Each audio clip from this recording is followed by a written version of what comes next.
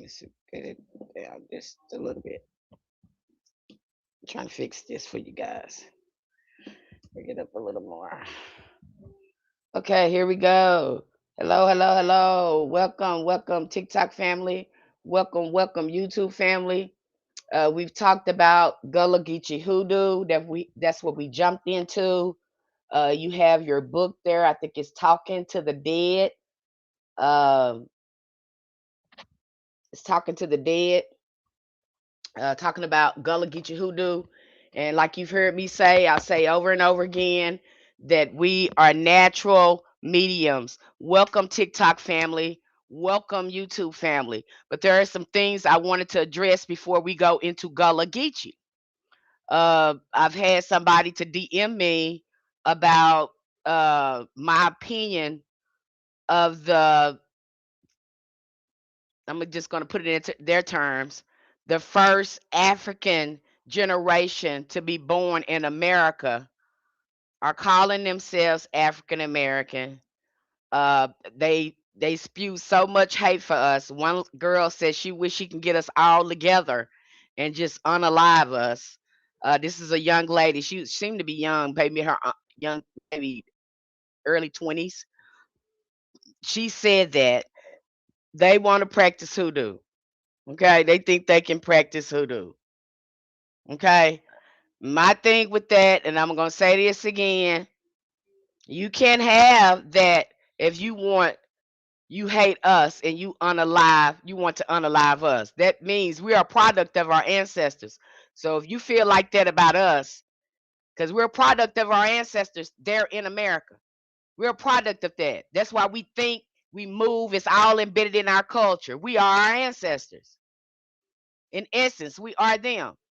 So I don't know how you gonna pick up hoodoo and you don't even respect the ancestors or their descendants that's still fighting for you to be on that land.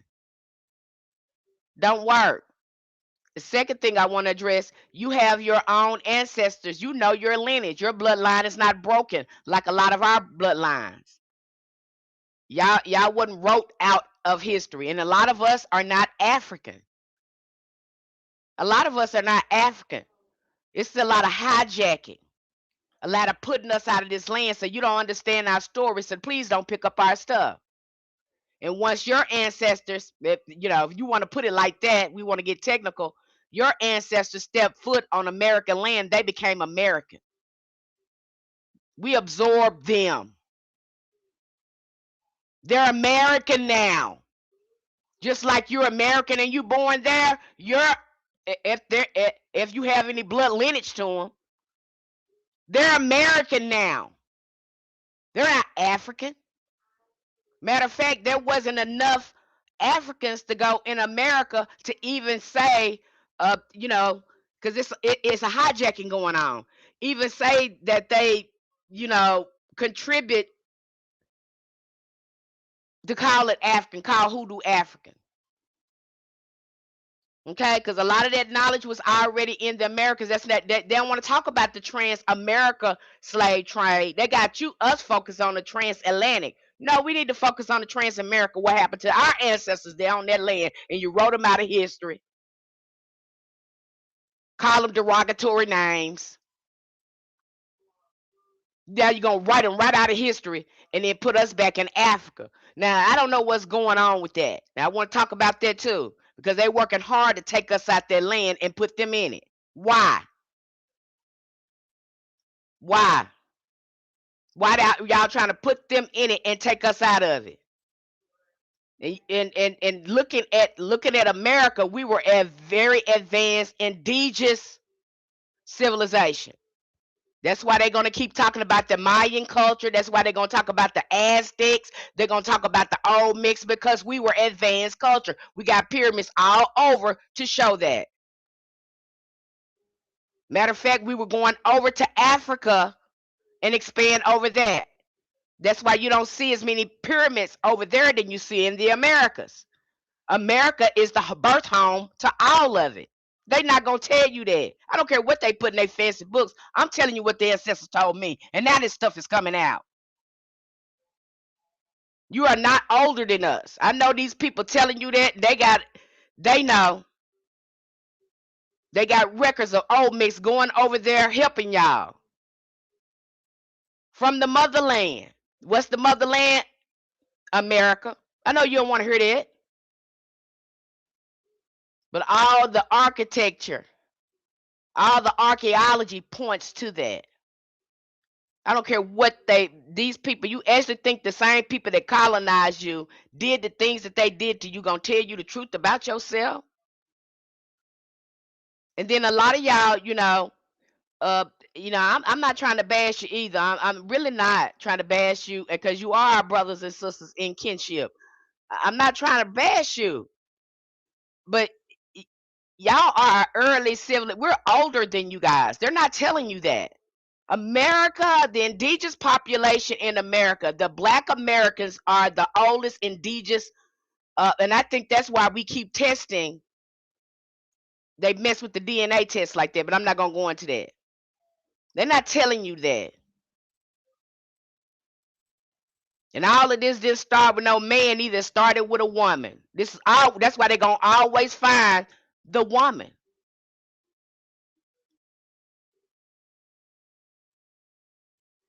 You didn't come. You didn't. You didn't. Again, they're using these names, and Africa was not even the name of your continent. These are indigenous people. You were the second largest indigenous population to Americas. That's why they colonized America first.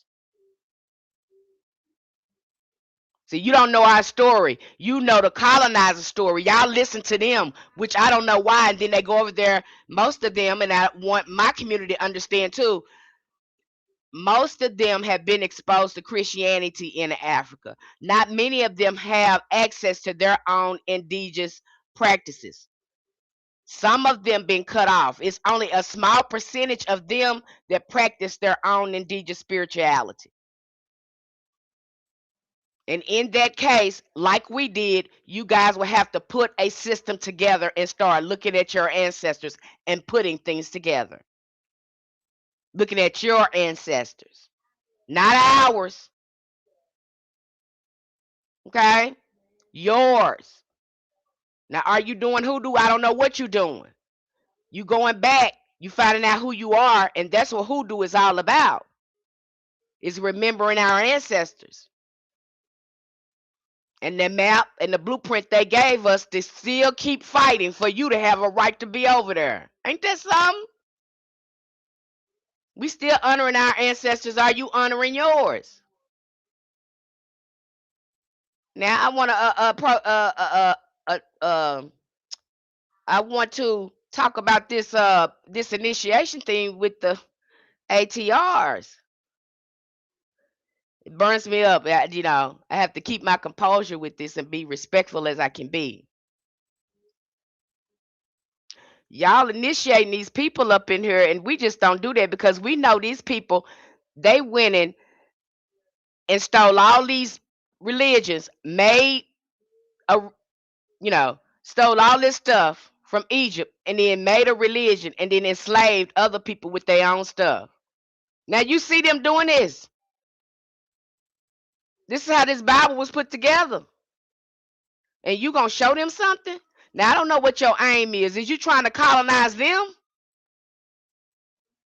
I'm confused about what you're doing because these people, they have a history of writing stuff and then using it on you. So I don't know why you would think your ancestors let you know that. I don't know if you're trying to colonize them. Are you trying to bring? I don't know what y'all doing, but you know, doesn't feel good. Doesn't look good. And people in America, especially Black Americans, when we see that, we're triggered by that. We're re-traumatized by that because they don't come to our churches or nothing like that over there. So we side eyeing them when you doing that, and then you asking us to come over there and pay you thousands of dollars to initiate us beside the person that abused and hurt our ancestors. Is something the matter with you?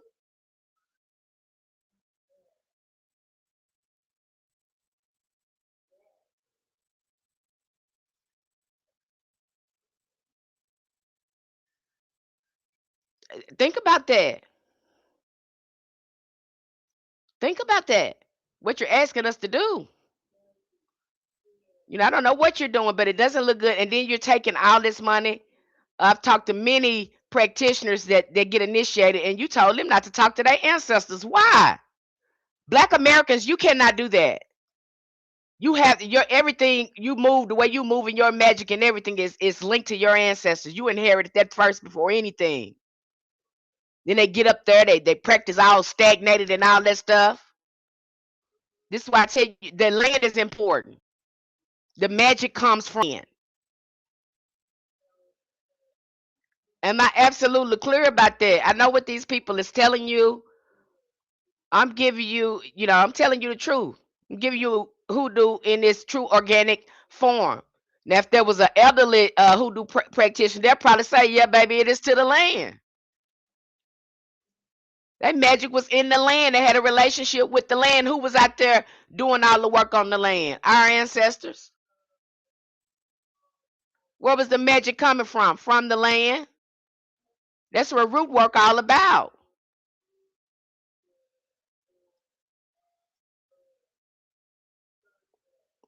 Okay? So you know, you newly and you want to be us. Find out who you are. That's because you don't know who you are. So we don't have to go. What we did is we start finding out who we are, where our ancestors come. That's why we got Black History Month. That's why we look at our ancestors. They wrote books. We read their stuff. They left the blueprint for us. We dig deep into that. I suggest you do the same. I suggest you do the same. We know who we are. That's how, even when people are lying to us and telling us all kind of horrible stuff about ourselves, we know who we are because we've been looking into it.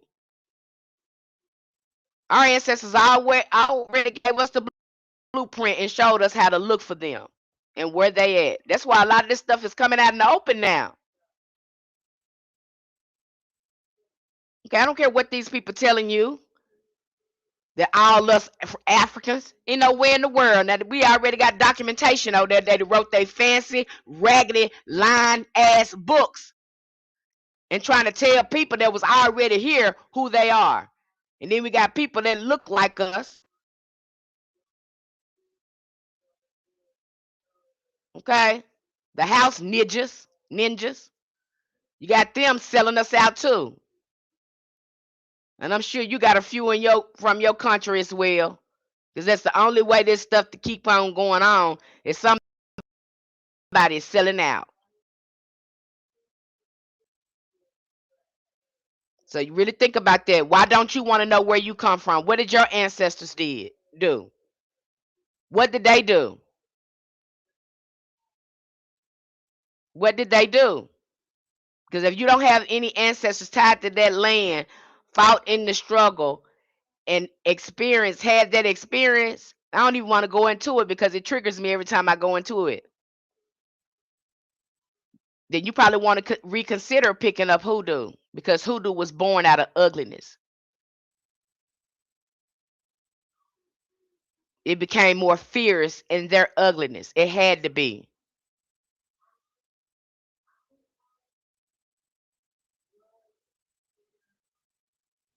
Okay? So think about that before you start picking things up. Learn more about us. You don't even know anything about us and you want to pick up hoodoo and you hate us at the same time but want to pick it up. Don't cross yourself up like that because that's what you're doing. And y'all don't get mad when they say that because they ain't gonna do nothing but cross themselves up. Don't get mad when you hear because they're gonna mess themselves up acting like that, being like that. You can't fool no spirit. That's why I see why folks get mad. You can't fool no spirit. You ain't doing no playing with yourself. Ain't crossing yourself up. Believe me when I tell you this. You think that something that you communicate with your thoughts and emotions, you can fool something like that?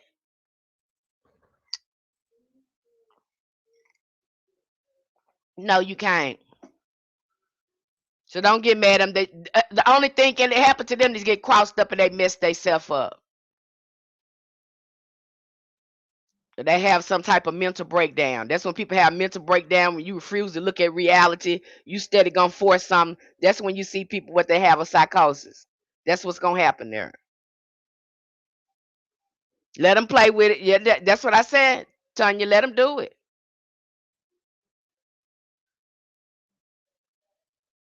Okay, so don't be upset. They got their own stuff that they dealing with. Matter of fact, we've always respected y'all. We've always had heard held y'all in high regards. But you didn't let that go to your head, and we did that because of kinship, not because we worship you. That's why I tell you don't go over there to their religion like that. You're very young people. I know they're telling you that you older than us. No, you're not older than the Americans. I know you don't know that, but you're not older than us. We're the ancient ones. We're the ancient people. We help your ancestors. We've been doing business with your ancestors. Okay? Yes, I agree, Shonda. Okay, that's what that is. You don't strip. We y'all and that I heard the African said we're gonna be the next you. That boy, if that didn't spin my wig, oh my gosh, my head was spinning. I said, "Are you kidding me?" It's almost like you and the colonizer have gotten together and agreed to erase us. Because y'all spew some of the things that come out your mouth, it all ends with the result of erasure.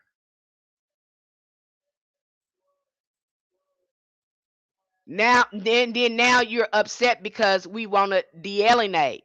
We want to get over here and just say, hey, we cool. And you should, y'all done traumatized the hell out of us. We scared now. We got PTSD. We want to stay. We want to be this and just leave us alone. That's all we want to just be this. Y'all done traumatized the hell out of us. Now we scared because the whole world against us and hate us, but using our stuff. Do you know how that feel? Somebody tell you who they is, tell you ain't got no culture, you ain't got nothing, but they copying you. That is the most sickest, scariest thing. That is scary. But they tell you the worst people. They don't want to be you at all, but they love your style. They love the way you talk. They love the way you walk. They love your style. They love everything about you. They want to be you. Every culture on the planet. You understand me? You know how that feel? You don't get me. Ain't nobody trying to mock you. They are mocking us. And you gonna tell us we ain't got no race, we don't know who we is. Is something wrong with you? Even you trying to be like us. The new Americans 2.0. Is that what you're trying to be?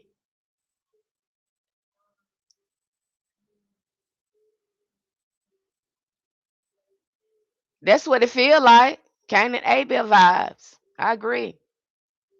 You better get yourself together. You understand me?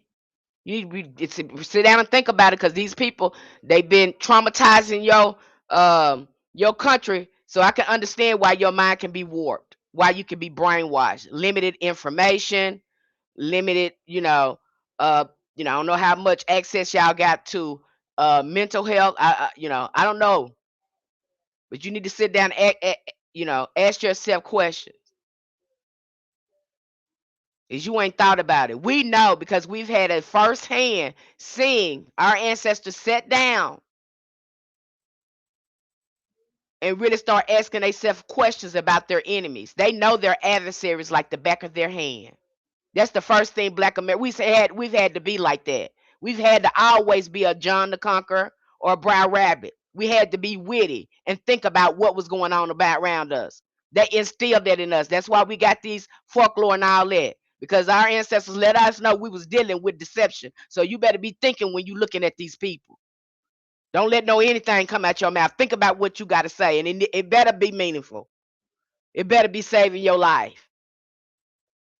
You get over here and you let these people tell you that we raggedy people and we the most righteous people over there.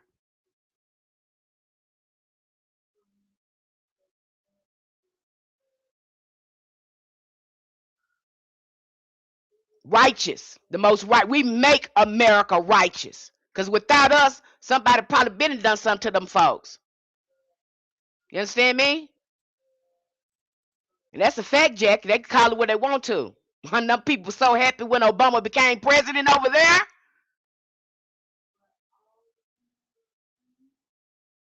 The whole world was happy. They didn't want that. What did they tell you? They ain't want no pale face over there like that because they knew them folks was raggedy. The only way the men, the relationships among the other countries was to put him in there. Nobody want to keep seeing them people lying, faking and jiving, deceiving, robbing, stealing, destroying.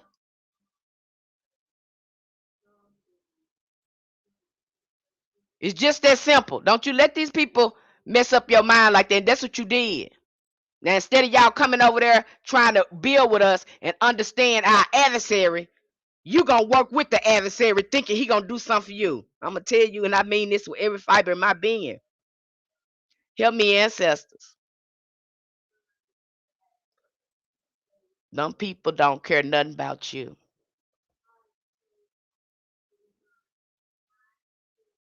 Them people don't care nothing about you. You understand me? And I mean that. And I ain't saying this from a history book. I'm saying this with the experience.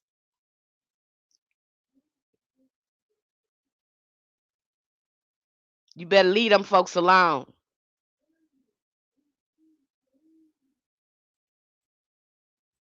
They are not to be trusted. You see this over and over and over again. Let them take care of their own stuff. Now they seeing it with these files, how raggedy they really is. Them your ancestors. And I don't even know why you want to pick up Hoodoo. Because them your ancestors, them the one you love. You love your privilege.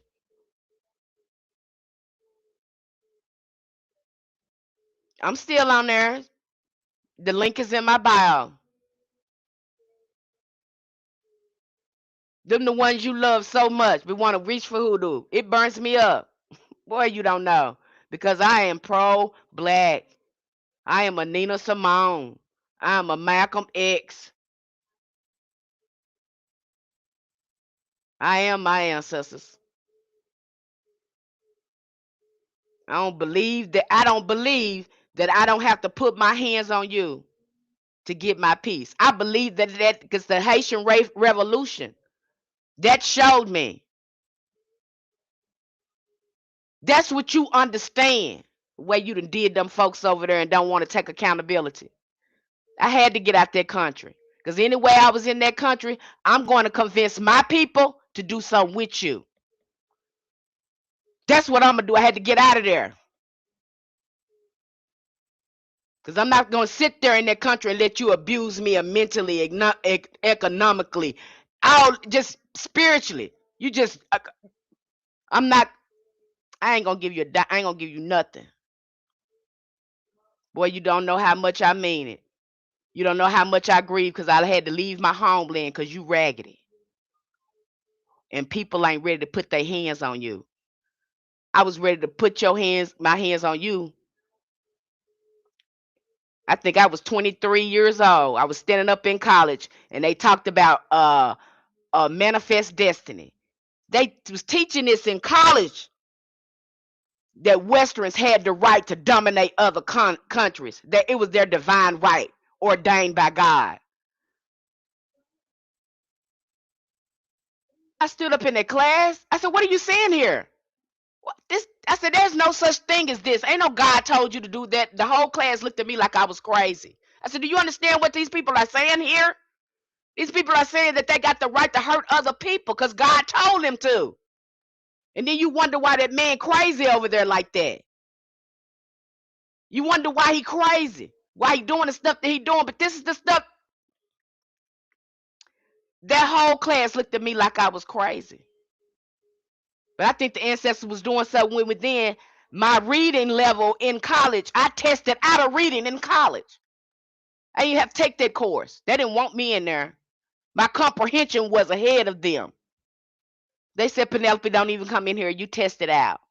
And I was late taking that test and tested out. This is in college, my first year. I didn't pay no mind to it. Sometimes you don't know you carrying the ancestors put good stuff in you.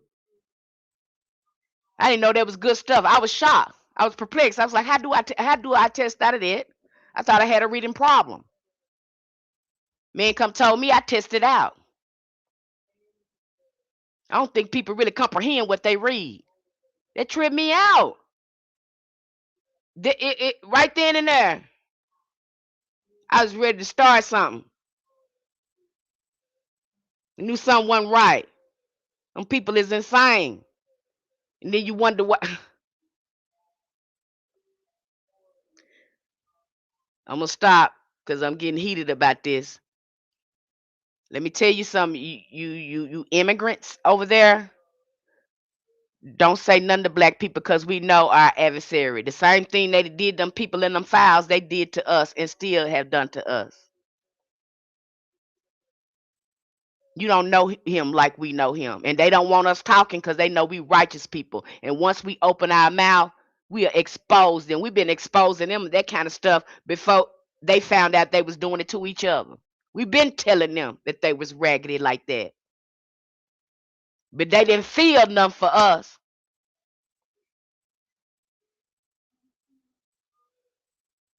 And now it's happening to them. All of a sudden, everybody concerned.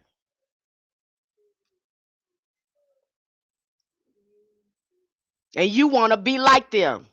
I pity the fool that want to be like a beast. He's an animal. I'm not gonna forget and play pretty with you. I remember I cry. You understand? So you ain't did your healing work. You don't know hoodoo. This is what hoodoo was born out of. And I don't blame damn ancestors that put their hands on them and put them down like the rabid dog they was acting like. See, y'all ain't ready for that. You want some light and love type stuff. That ain't what Haiti did. That ain't how it's gonna be done. And you can keep wishing it, but that ain't gonna happen. You dealing with a rabid dog. I know they don't want to hear that. You preaching hate, you preaching this, and you preaching that. If our ancestors didn't have this kind of spirit in them, ain't no way they would have survived who they was. If they didn't love themselves deeply, ain't no way they would have fight for you to be here today. They had to have this in them. And if you ain't got this in you, then you need to be quiet. Because this is hoodoo. No, there ain't no Christianity to save us. It was hoodoo saved us. Because it was any power in it. So they had to hurry up and take hoodoo out that church. Because if hoodoo would have stayed in that church, ain't no way in the hell we'll see what we seeing now. We'll have more freedom. We'd had our land back. They had to disrupt that and corrupt that.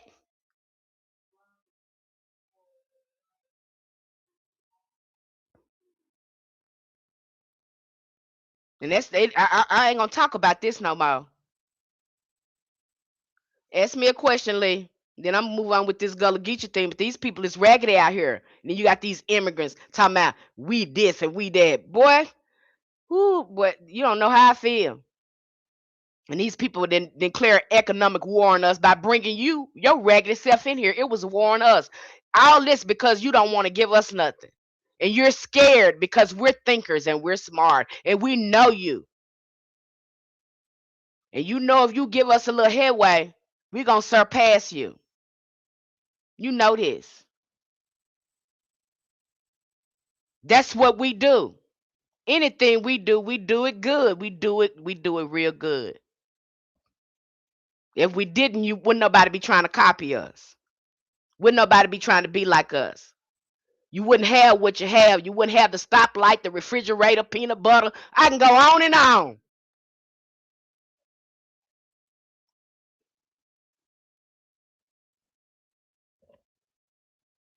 What you wouldn't have without us. I can go on and on and on.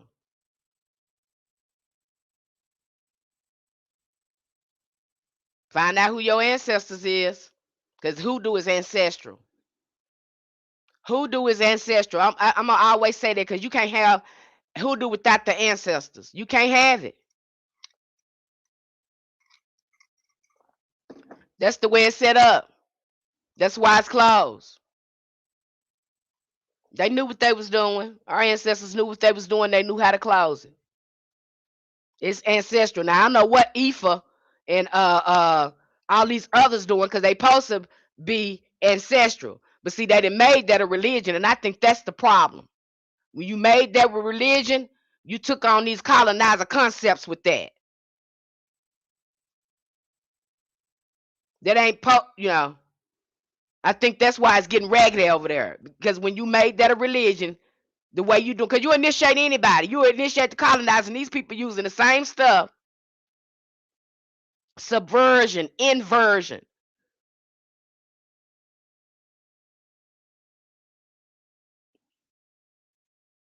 Using our stuff against us with inversion. Better know who you playing with, and you want to go over there and teach them something. Okay. You would think you'll know that they didn't annihilated half of your land is over there. Unalive your ancestors, and you're gonna bring them over there and start initiating them, showing cause you need some money. I don't know if you putting them in a you doing initiation and pecting them, giving them a peck with a dangerous spirit. I don't know what you got going on there. I don't know what that is. I don't know what you got going on. But if that's ancestral, and then you know these people traumatized your ancestors and they have disrupted your lands and did all sorts of crazy stuff, why would you initiate them? Us black Americans, we know better. We would never do that. And we kind of look at them sideways when they come in our church. You got some interracial churches, but for the most part, it's segregated over there in America. When they come in our church, we're looking like, hey, what's going on? What you need? What's happening? Hey, what you doing here? We're gonna keep our eyes on them. We're gonna be side-eyeing them. Why are you here? Okay. So y'all need to think about that. You will never be us. We're different people. And this term African, we're gonna get into that today. Again, I think it was a hijacking in the campaign to hide the Trans-American slave trade. And see, at Black History, we're focused on the transatlantic. We're really focused on the wrong thing. Again, they're controlling the narrative. No, we need to be focused on the Trans-American slave trade. I'm not gonna forget about my ancestors. I don't forget about the Trail of Tears. And them folks look just like me. Let's stop playing footsie here. Gonna convince us and brainwash. I ain't heard nobody tell me that. Gonna brainwash us and thinking well, we ain't there. When you the only brand new person on the scene trying to tell somebody else's story with your raggedy self. And then got repeated to generations. So we believe it and pass it on down. We are not Africans. We have already been came to America and got absorbed in America. You're seeing that in Louisiana.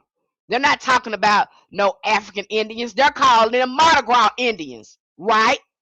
When they came here, they turned into a tribe, a Seminole tribe.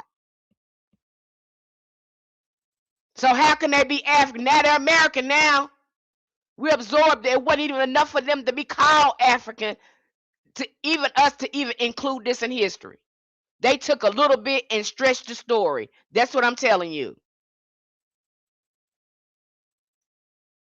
And that's why, and we're going to talk about Gullah Geechee. Let's get into Gullah Geechee right now. I'm off my soapbox. You heard what I had to say.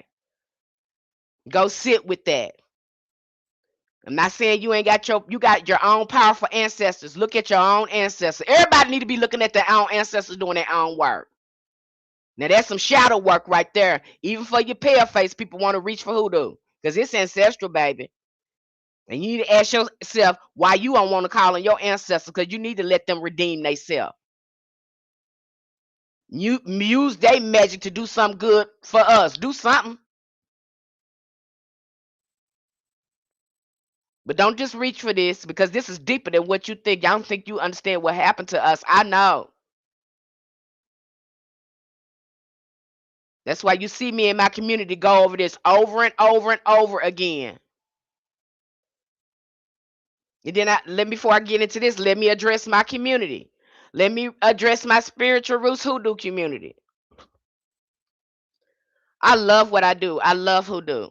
And so when I come out here and address you and I share things with you and I give you probably more because I hear a lot of you say that, oh, Miss Penny, you give, you give, you give, you give, you give. You make it so easy for us. You break this down for us. You help us understand this and put this together, which I love what I do. That's why I do it. I do it effortlessly. I feel like I do it effortlessly because I love it. Now, what I do see in our community, because I went through here again, I assess y'all. I'm looking when you think I'm not looking. There are many of you in their community. That's why I say I might have to change that platform or go to a higher tier because there's many in our community. I'm gonna address you, and maybe I am fussing. You are not doing the work. You do not come to meetings. I don't know if you think you faking and jiving and stuff over there playing around. I don't know what you think you doing, but I'm gonna let you know right now you cannot fool no spirits. And just because you paying for something doesn't mean it gives you access to something when you don't do the work. I don't know what you're thinking, but I'm addressing it. And you're getting a whole bunch of quality information and just, you know. So I'm really looking at what the community there, the resources that you have there. Yeah, you can go look it on my platform. I do readings as well. But my desire is to work with individuals who really, really love the practice. They have a, love for the practice. That's interested in the rituals. Don't mind putting, again, having a spiritual led life because hoodoo is a way of life. This ain't no fly by stuff. And I think a lot of people think that because you showing people showing hoodoo on TikTok and YouTube and all that. I recommend people not even do that because this is the problem right there. This is why people think they can pick it up. I would never show you. I'm not gonna show you no spell or nothing like that because that ain't gonna help you. That ain't gonna do nothing but have people thinking that anybody can pick this up when they see it. And then don't get mad because too a lot of us we done started this stuff because everybody want to come here and show they spell. And so now everybody think, oh, we could just do a spell all the time. No, hoodoo is a way of life. It's about your relationship with God and these ancestors. It's about relationship. And some of y'all ain't ready for that. You ain't ready to, to start paying attention to what's going on with you. And you want to pick it up. You just want to learn little spells here and there.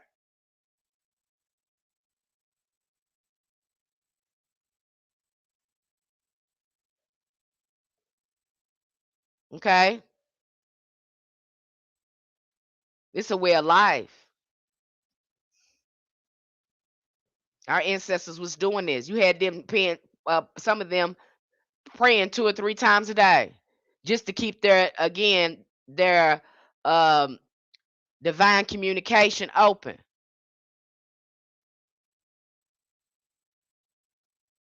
Some of y'all not ready. I don't know what you're doing because when it's time to do rituals, when it's time to go do the shadow work, the soul work, that is, the resources there, less than 2% of you show up.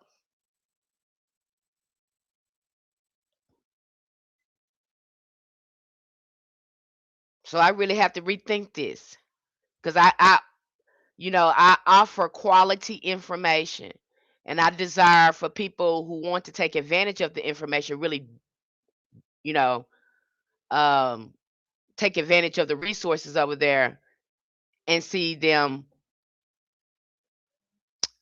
grow. Okay. See them again participate in the community. That's not happening here.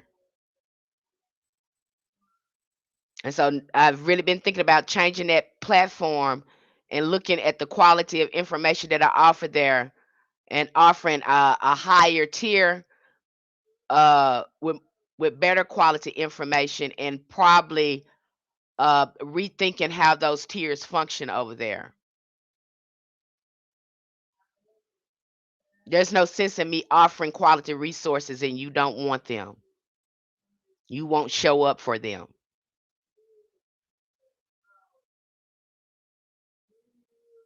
So that's something for you to think about. I've been looking over there. I pay attention. No interaction, no community. Community Hoodoo is about community. It's about sharing. It's about talking. It's about being involved. It does me no good to show you a spell and you don't understand it. Okay?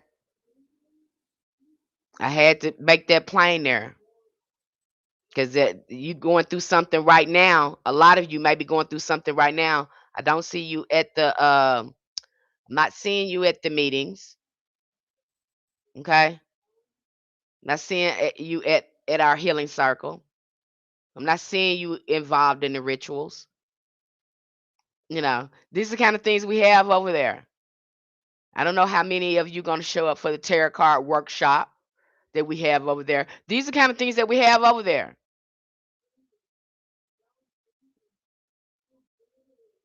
So though, again, these prices might change. They might be changed and going up because there's no sense in me.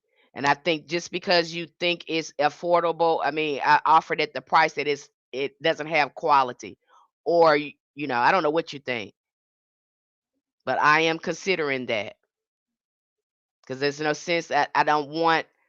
I feel like it attracts the wrong element, and these are not the elements I'm trying to attract. I hope you understand that. Okay. So moving forward, we're going to talk about Gullah Geechee Hoodoo. And so when we look at Gullah Geechee, what was interesting about this book, and when I was reading this book, if you guys are you probably haven't even made it to the book yet, but I'm going to go over it, and I gave you a presentation on it over it. And so when I was looking at this book, it tripped me out. I was like, okay, so why is Gullah Geechee giving so much attention? It's given a lot of attention when we look at Gullah Geechee. They went out of their way to preserve this history documented in Congress, and it's really focused in on African. And these are a smaller amount of African people that's coming to the Americas. And in that location where they are, remember, there was the Carolina Indians there. There was a lot of Indians in that area. So why are they so focused on Gullah? You see, I think this was a hijacking too. You're not recording the Indians was there because there were Indians already there. I think there was a hijacking going on there. Why are you going to ignore the Indians and just focus on these small amount of African people who integrate? We integrated our cosmology and all that stuff together, our spiritual practice together. Why are you so focused on these people? I think it's some hijacking going on. Why are you not focused on the full story of them coming here with, again, the indigenous people that was already here that you enslaved? Because see, these people didn't know that land. We knew that land. And the only way you're gonna know that land is somebody that already been there showing you how to work that land. These people, this is two different lands. We got a four season. We got, I think in that area, don't they got four seasons? So this is different land, different soil. They wouldn't have learned to do even learn English that well. So they came in contact with us. Let's not forget that. But yet this is giving so much attention to keep everything coming from Africa, to keep this narrative going on. And you see some of us, we have wrote, we believe the hijacking. And so we're talking about everybody coming from Africa when that's not so. When a lot of these people came from America, you go look at the numbers. There was not that many Africans that were brought over in America. There were dark skinned people already here. Okay. So the Gullah Geechee people are a distinct cultural group within the Carolina Indians, primarily residing along the southeastern coast of the United States. They are descendants of enslaved Africans who were brought to the sea islands of South Carolina and Georgia, where they developed unique Creole language and culture. Okay, so let's stop there. Again, how can it be Creole? Okay, so they let you know right there with that language right there, Creole. They let you know it's Indian. They let you know that there's a mixed culture already there. And culture, the Gullah Geechee Culture Heritage Corridor, established by the U.S. Congress, recognizes. See, they did this. The Gullah Geechee Culture Heritage Corridor, established by the U.S. Congress. Why would y'all establish that? Because they want to establish that the only people, black people, that's in America are Africans. Now we're all become Africans because they brought these little people over here. Now we're all Africans. I'm not trying to, downgrade Gullah Geechee. They have every right to be here. I'm looking at the colonizer, how they trying to change the narrative. I'm not, uh, uh, trying to scrutinize Gullah Geechee. Yes, yes, that's our culture, that's us. But I'm looking at the colonizer and how he trying to explain the narrative, how he changing and flipping stuff. That's what I'm looking at. Yeah, that happened, but all of us ain't Africans, so let's cut it out. Why this so important? You're ignoring all the black Americans that were already here to talk about these small amount of Africans that got absorbed in our culture, and everything about hoodoo is not African. You're trying to give them credit for our spiritual practice. Do they have influence in our spiritual practice? Absolutely. But it's a variety, a mixture of knowledge in our spiritual practice, and it's not totally based on African concepts.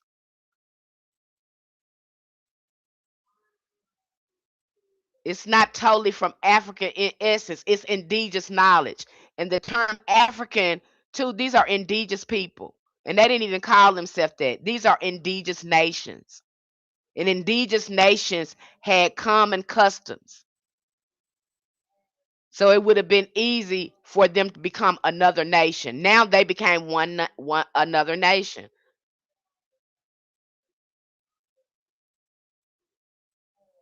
Okay, so you see them telling this story, and then they're hurry up putting it in Congress. But why ain't you putting this other stuff in Congress? Why ain't you talking about this trans-American slave trade? Okay, it recognized the contribution of Gullah Geechee people and its of their history and culture. You gonna preserve their history and culture while hijacking ours and forgetting ours. This is what they do now. Okay, this is what they do. And it's important for you when you're looking at these books too. You have to remember the Trans-America slave trade, and maybe us authors need to start talking about the Trans-America slave trade even more, because all the plants, even when you look at High John the Conqueror do not come from Africa. The herb itself does not come from Africa. It comes from Mexico. It originated there.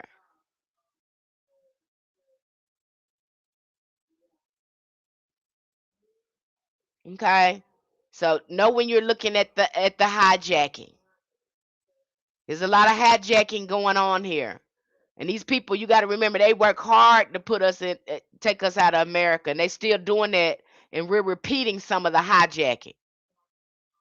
And when you're doing that, again, we're not doing it on purpose. You're forgetting about the very important foundation, and that's the Americans and the ancestors that was there, that preserved the land, that took care of the land, that never left. The ones who fought in wars were unalived, hung. Okay, so you forget about them. And you know that they are real because you've heard your ancestors tell you who you were. Okay? You've had our leaders tell you. Malcolm X told you what you was. He said you Aborigine. Martin Luther King was telling you uh who you was when he found that bootleg stuff wasn't working, then he won't tell the truth and then they unalived him. Okay? This is who you are. Don't forget that. But yet you'll see that being repeated, and we certainly need to stop repeating um his narrative. We need to start asking, okay, ask yourself, why are you telling that story like that? Why you leaving this part out? And why you want to tell a story so bad? Why you want to document it so bad now? You don't want to document nothing else. You ain't talking about them Choctaw Indians that's over there in New Orleans with Chief Warhorse. You ain't talking about them. Okay? You ain't talking about the Washita Nation. You ain't talking about them people. Them people that own all Louisiana, half of America. You ain't talking about that Indian woman. Why you ain't talking about these women? Why you ain't talking about them? Why you gonna recognize them? And these people got documents. They got documents where they come from. But you don't want to talk about them. You don't want to put them in the US Congress. You don't want to talk about them. These are Indians. You understand me? These people that still have connection with the land. These are mothers that still have connection. You ain't putting them in no book. You ain't putting them in the US Congress. I don't see a lot of them talk about in Black history. You don't talk about them. But you want to talk about that. Why y'all work so hard to forget about who our ancestors really was? Because we're not, you can't go to somebody else's country and still be just like now that you born in America, you're American. I'm over here in Thailand. Thailand want to absorb me. They want me to talk their language. I can move around more like a Thai person if I speak their language. Why? Because they want me, again, to be absorbed in their culture. They want me to understand who they are. They want me to live like a Thai person. Same thing. So those people are no longer African any longer. They're American. They became one people. That's why we got the Mardi Gras Indians. We celebrate. We celebrate that nation. We celebrate that coming together. That's why we got Mardi Gras. We have these holidays and stuff. So you see that going on. They remember. They don't forget. They recognize both cultures and they bring it all together so beautifully, like a big gumbo. Somebody got mad and told me, don't be calling hoodoo gumbo. That's what hoodoo is. And gumbo good too, ain't it? Those nations of people coming together, making something beautiful. My grandma from Beaufort, South Carolina, yeah, that was a bad move. The ancestors that were hung were major conjurers and root workers. Yes. So, the hijacking is, you seeing some hijacking going on. And Africans, I know why you would think that, but you got to remember these people are hijacking our story to take us out of our land. Just like they going over there doing all types of stuff to y'all land and got y'all living in like a third world country and got y'all doing raggedy stuff. That's why you coming over here because you can't get no job, ain't nothing popping over there because everything they done corrupted a whole bunch of stuff over there. Now you come over here and you think you know these folks and you don't. And they make themselves look like saviors over there. And I'm gonna let you know these folks ain't no saviors.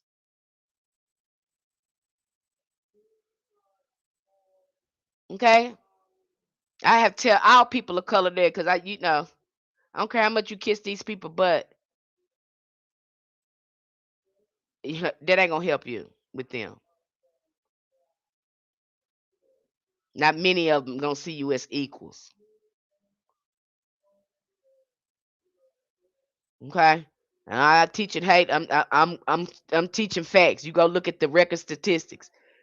They trip me out. You're teaching hate when they hear me say, "You're teaching hate." Wait a minute. Let's go look at statistics and what's going on now. I'm not teaching no hate. These are facts. Now, if this one going on, if this one happening, it continue to happen, then yeah, you can accuse me of spewing hate. But I'm telling you something that's a matter of fact that's going on right now, never stopping your ancestors still raggedy. How can it be hate? Go sit down and be quiet. You want me to live in a delusion with you, and that's your problem. You don't want to look at what's going on. That's y'all shadow work. Look at the fact that your folks is raggedy, and stop trying to convince us that we spewing hate when we bring righteousness and it come out of our mouth. And our anger is righteous. Our rage is righteous.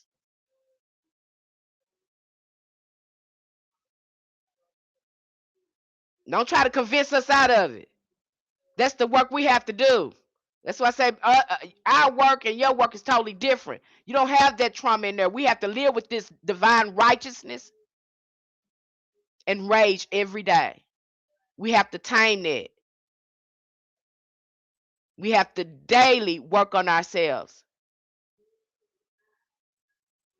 You don't know how bad I have to resist myself from putting my hands on one of y'all. You don't know.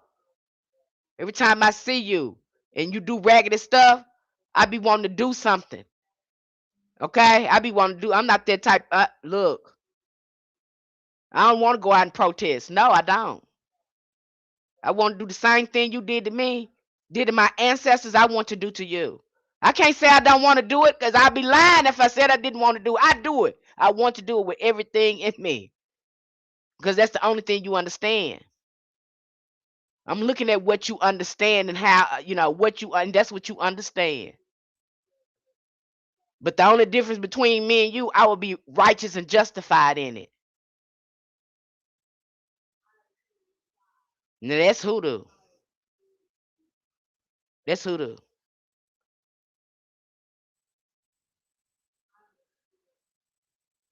You ain't gonna give me no Jesus big pie in the sky. You gonna give me that.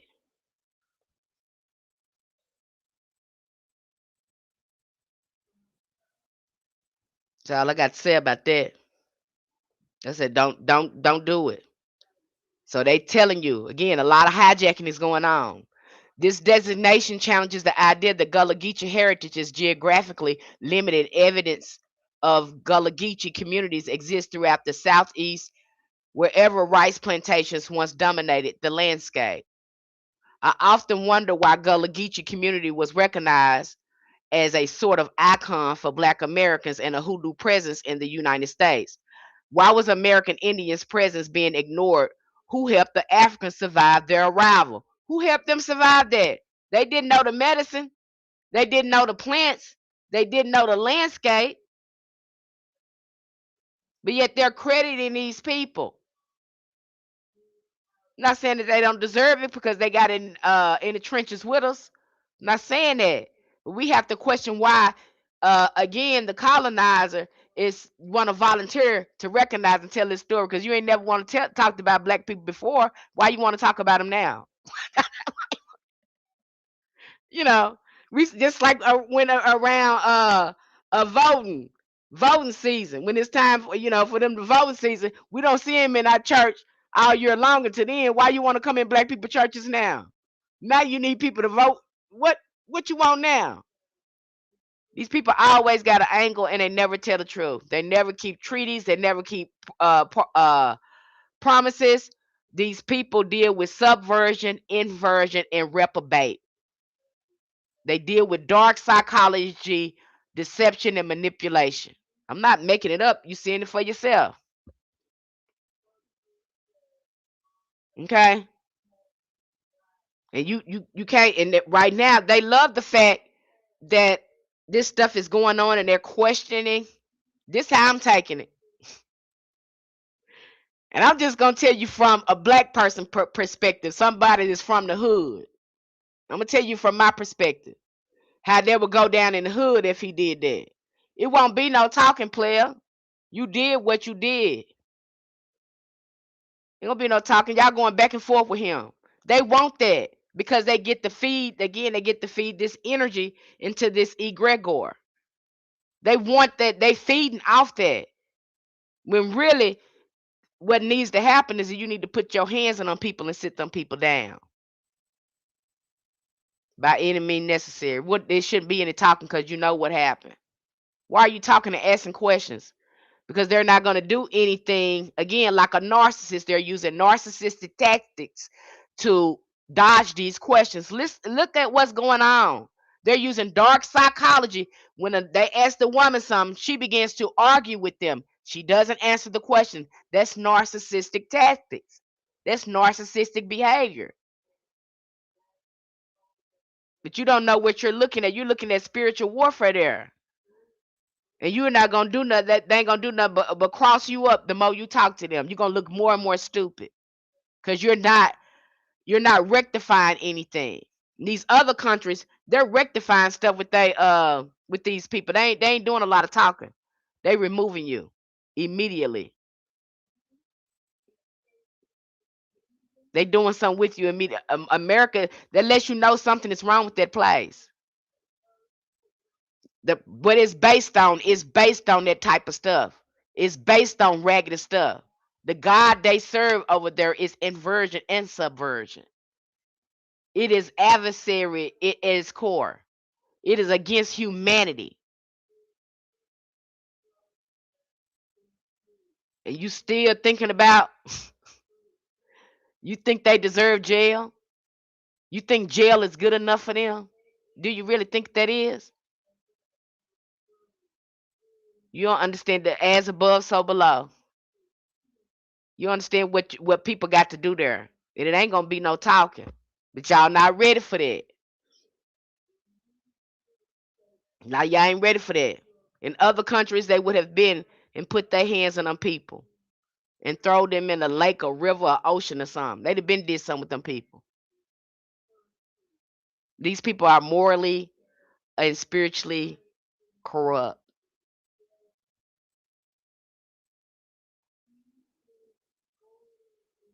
And if you think you're not going to have to put your hands on them, something is wrong with you. Something is wrong with you. You think you ain't going to put your hands on them. You better look around. I ain't known the person to get their freedom for this people, for themselves. I ain't known the person that they have to put their hands on them. Our ancestors, a lot of them knew they had to do that. That's why our ancestors putting them down. They was like, ain't nobody finna play with them. Just put them down. They think fat meat is greasy. You gonna beat me like this and do all this stuff to me, sell my baby, unalive my husband or my child in front of me. And you gonna tell me to go in there and fix you something to eat?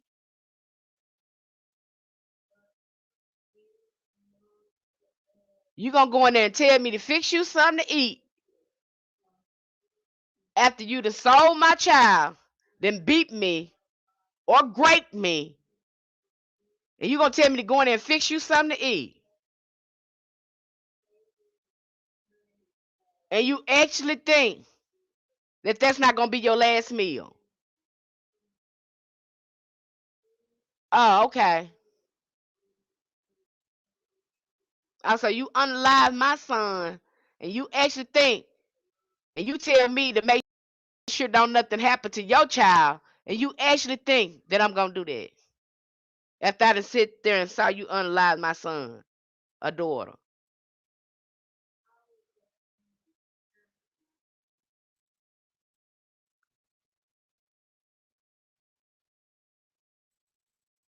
And then you want me to believe a devil gonna come get me if I put my hands on you. I guess I'm going with the devil in.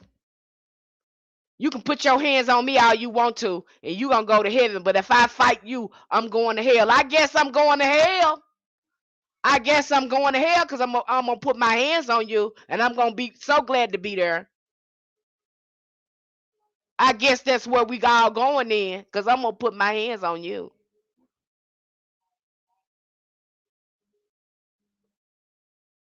Gonna tell you.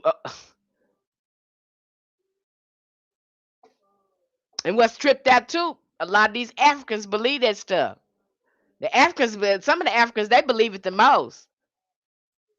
Some of them the most brainwashed.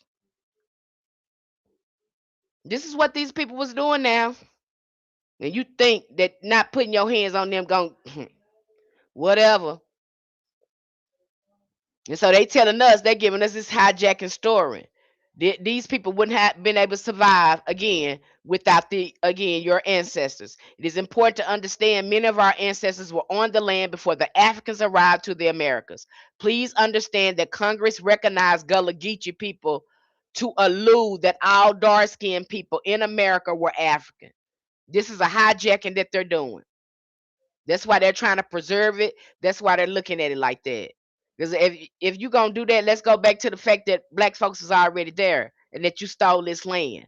You focus on the transatlantic slave trade so much, even though there were not that many Africans come across that water like that. You do that so you don't have to look at the trans-American slave trade from you scrambling us up, taking us to different islands and stuff like that, and then telling them people when you take us there, we from Africa. A lot of that got done too,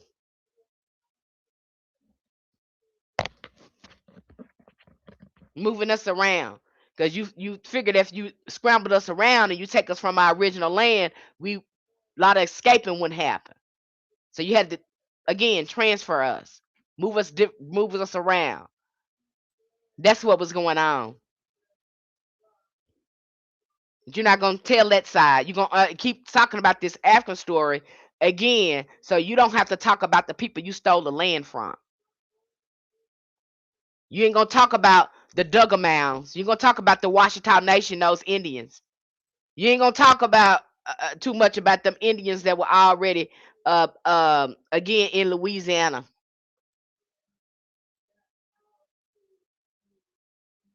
Hey, Royal Goddess, you're not gonna talk about that. You're gonna keep with this African narrative, giving us giving people a false perception, and we need to stop repeating that. That's what's getting things twisted. That's what's getting things twisted here.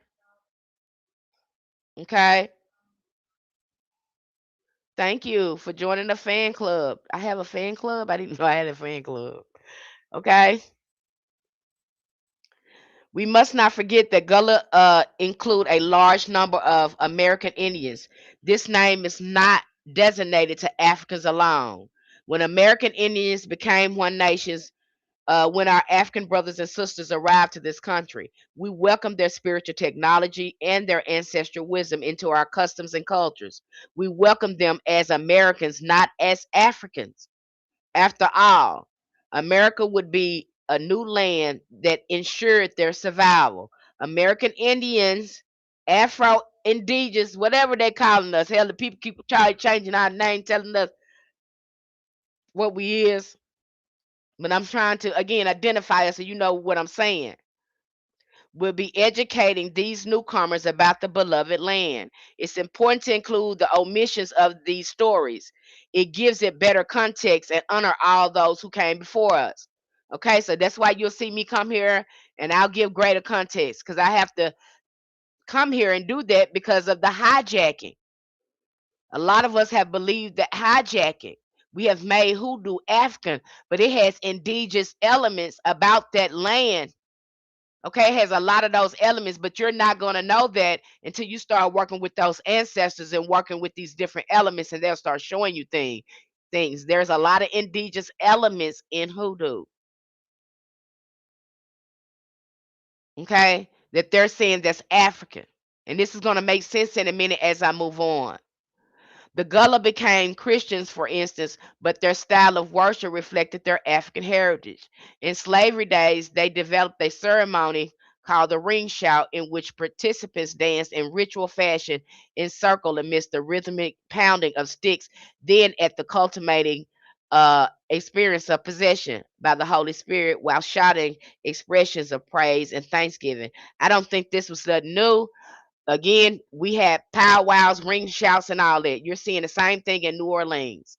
We were still doing these dances. We were still doing the ring shout. Again, they're giving all this credit to Africans, but indigenous cultures always had ceremony, dancing ceremonies, and things like that. That is indigenous in element, not totally exclusively designated to Africa. You're still going to see this happen in many indigenous cultures. They got their own dances, their own songs, their own invocations. And we bought that together. That is not designated just to Africa. You seeing the Indians, the so-called Native Americans, they do it today. What they do, they dance. Some of them dance in a circle.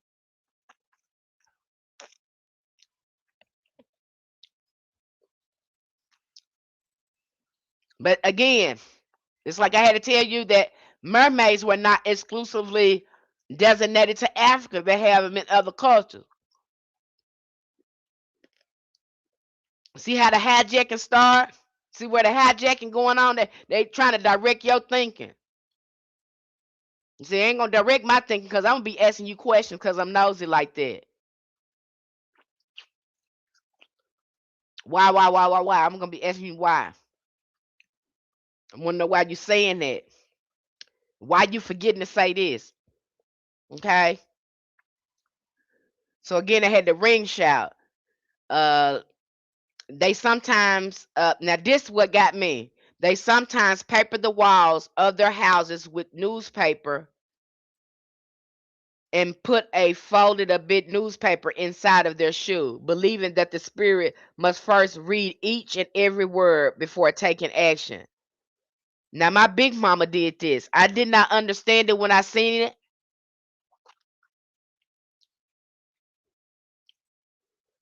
My aunt was getting mad at her. My oldest aunt was getting mad at her because she was taking care of my big mama. She was going out over there checking on and stuff and making sure Big Mama had everything she need. And so we went over there that day and she said she kept talking about how Big Mama was putting newspaper on the walls. And that she was thinking about putting Big Mama in a nursing home. But she couldn't figure out why Big Mama kept putting this newspaper on the wall. But she still had her mind, you know what I'm saying? My auntie was upset because she kept having to take this newspaper off the wall. So we went over there to check on her. And again, newspaper was everywhere, and Big Mama, she wasn't answering the phone anymore, and it was newspaper all on the wall.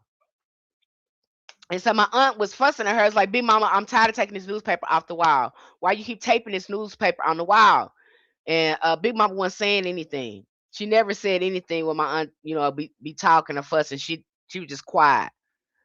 Hell, you barely knew she knew how to talk. When she said something, but she barely ever just really talked. And honey, I asked Big Mama, I said, Big Mama, I said, why you keep putting newspaper on the wall? I said, surely she not doing this for nothing. Like I told my auntie, I said, she's not doing this for nothing. I said, she's doing something. We probably don't understand what she's doing. I said, Big Mama, why you putting newspaper on the wall? And she just looked at me and smiled. She didn't tell me. Okay. She never told me. Back then they didn't tell you stuff. And this is my great grandmother. This is my grandmother's mother. Okay. This is the one that she had a lot of indigenous knowledge. She would make up tonics for us. She knew how to work with tobacco. I think her talent was working with tobacco. She knew how to make medicine out of tobacco.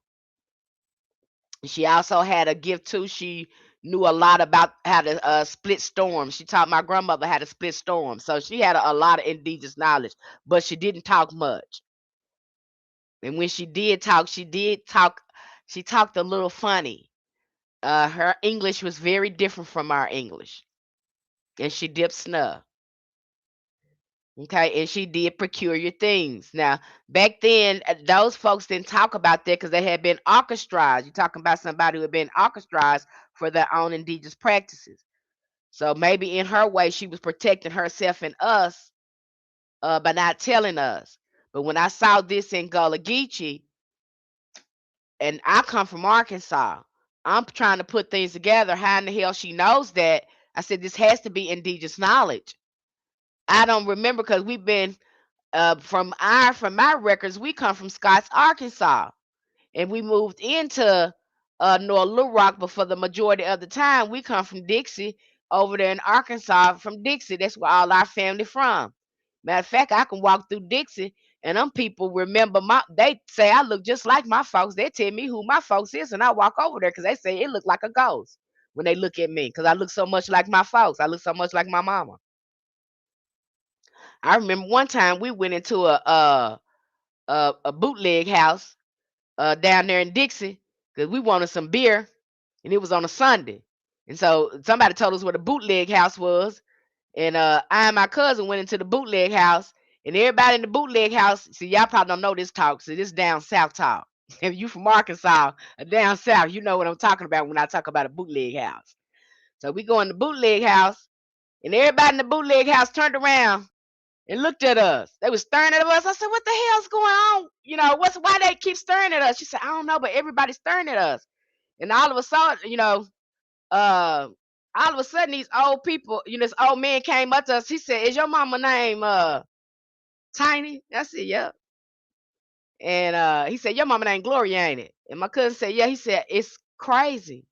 He said, "Cause y'all look just like them, just like that when they was your age. I mean, identical to your mamas. You look just like them. That's why we was looking at you like that."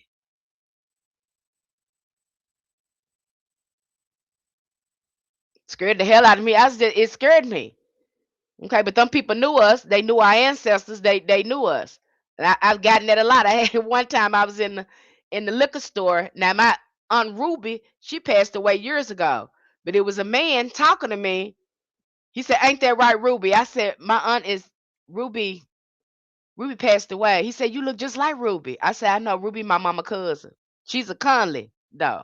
And we homes, but they Conleys. And my mama and my aunt Ruby look just alike. Look just alike. Trip you out, you be your ancestor. I got her face. Okay. I remember going through one of our family photo albums, and it was a picture of me. I thought the picture was me. I thought the picture was me, and it was an old picture. I was going through my mama family album. I said, "Mama, I don't remember taking this picture." Mama said, "That's not you."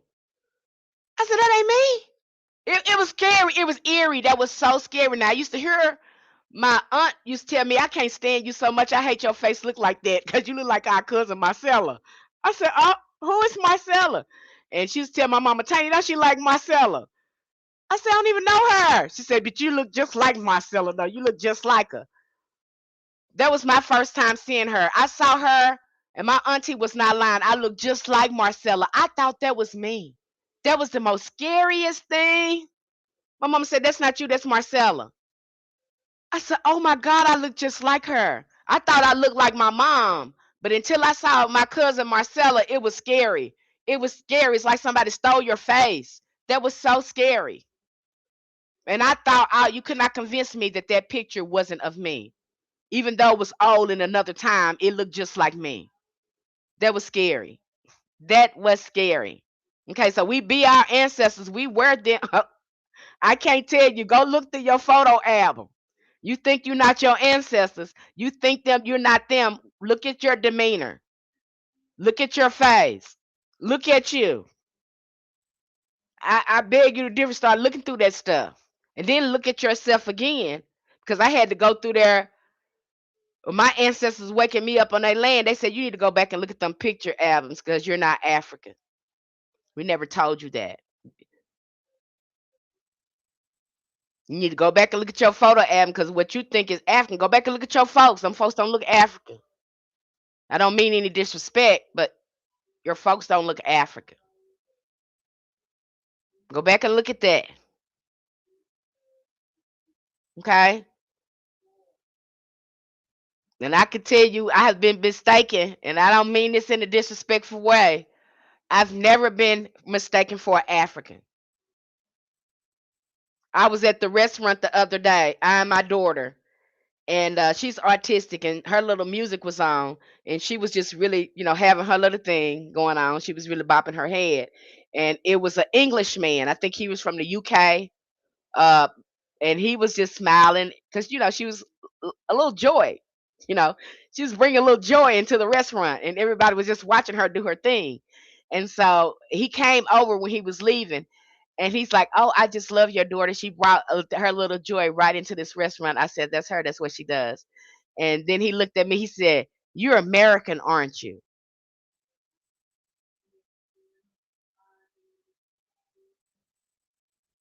He said I was American. He never mistaken me for an African. He said I was American. He knew right off the back I was American. Okay, never mistaken me. I've been mistaken for, and I've been mistaken for Filipinos. But I had a man arcing me down, tell me I was Filipino. I said, sir, I'm not that. My folks is from here. That Asian man argued me. This is in California. He argued me down. He said you got a flat face. He talked about my whole face. He looked at my whole features. Even by I have been mistaken for another nationality by other black people. As I said, look at your face, look at your ancestors, look at you. Look at us. Look at the range of features that we have over there in America. It looks more Polynesian, it looks more African like, Melanesian. It's like that. We got some of that going on with us. Sea Islander people, you know. That's what it looked like to me. Okay. That's just my take on it. So go back and look at your pictures. Go look at your picture albums. Look at your people. Look at your folks in the variety of variations of brown you have in your family. Go look at that. That Go look at that. You'll see it for yourself. Something that you have dismissed probably for years because I dismissed it. I was like, hey, we black, we black, we black, we black, we black. You know, I never gave it much attention until I stopped and started looking at pictures, looking at old photos, and really looking at us, and then looking at other people and looking at our features. They're very different, you guys. We're very different.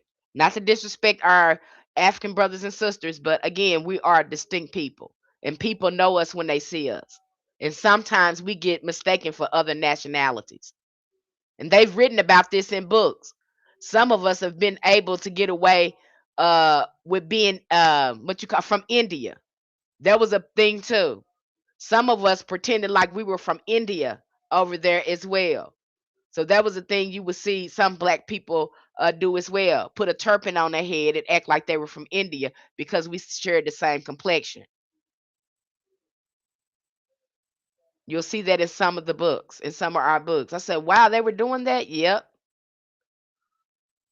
And some of the colonizers was believing because again we had the same skin tone and some of the same features. Okay, you'll get mistaken for other nationalities. All right, sometimes you can't tell the difference.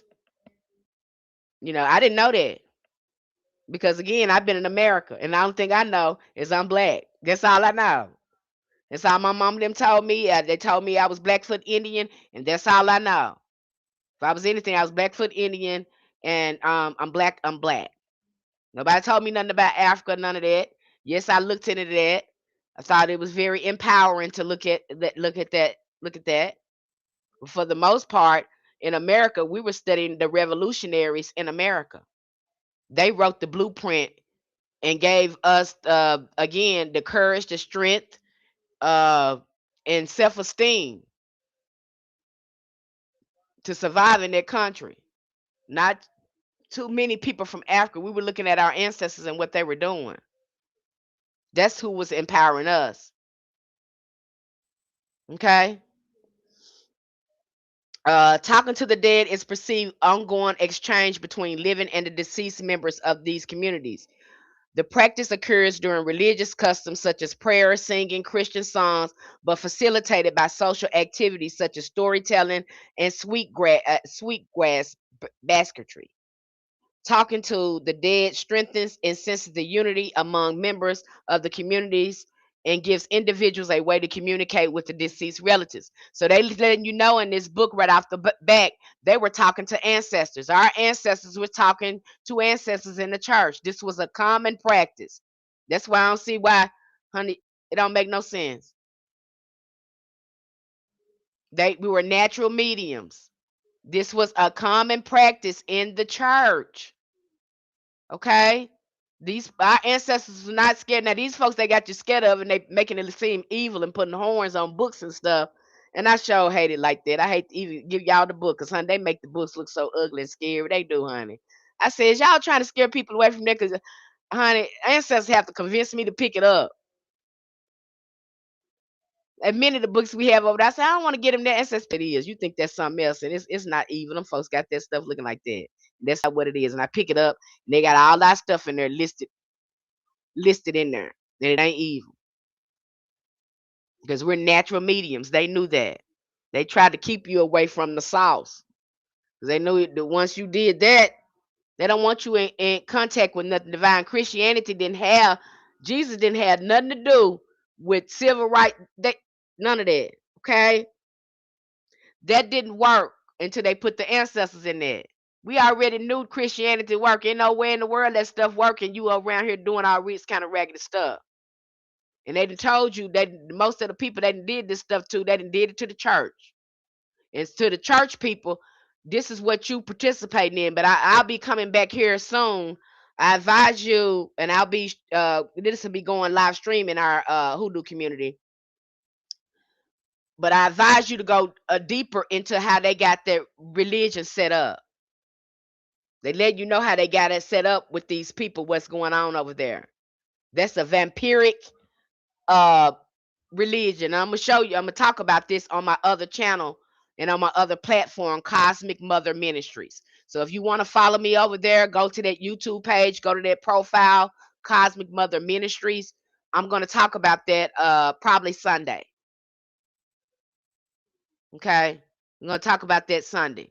I'm gonna talk about the Gnostics, but again, y'all need to look at that because that's that's inversion.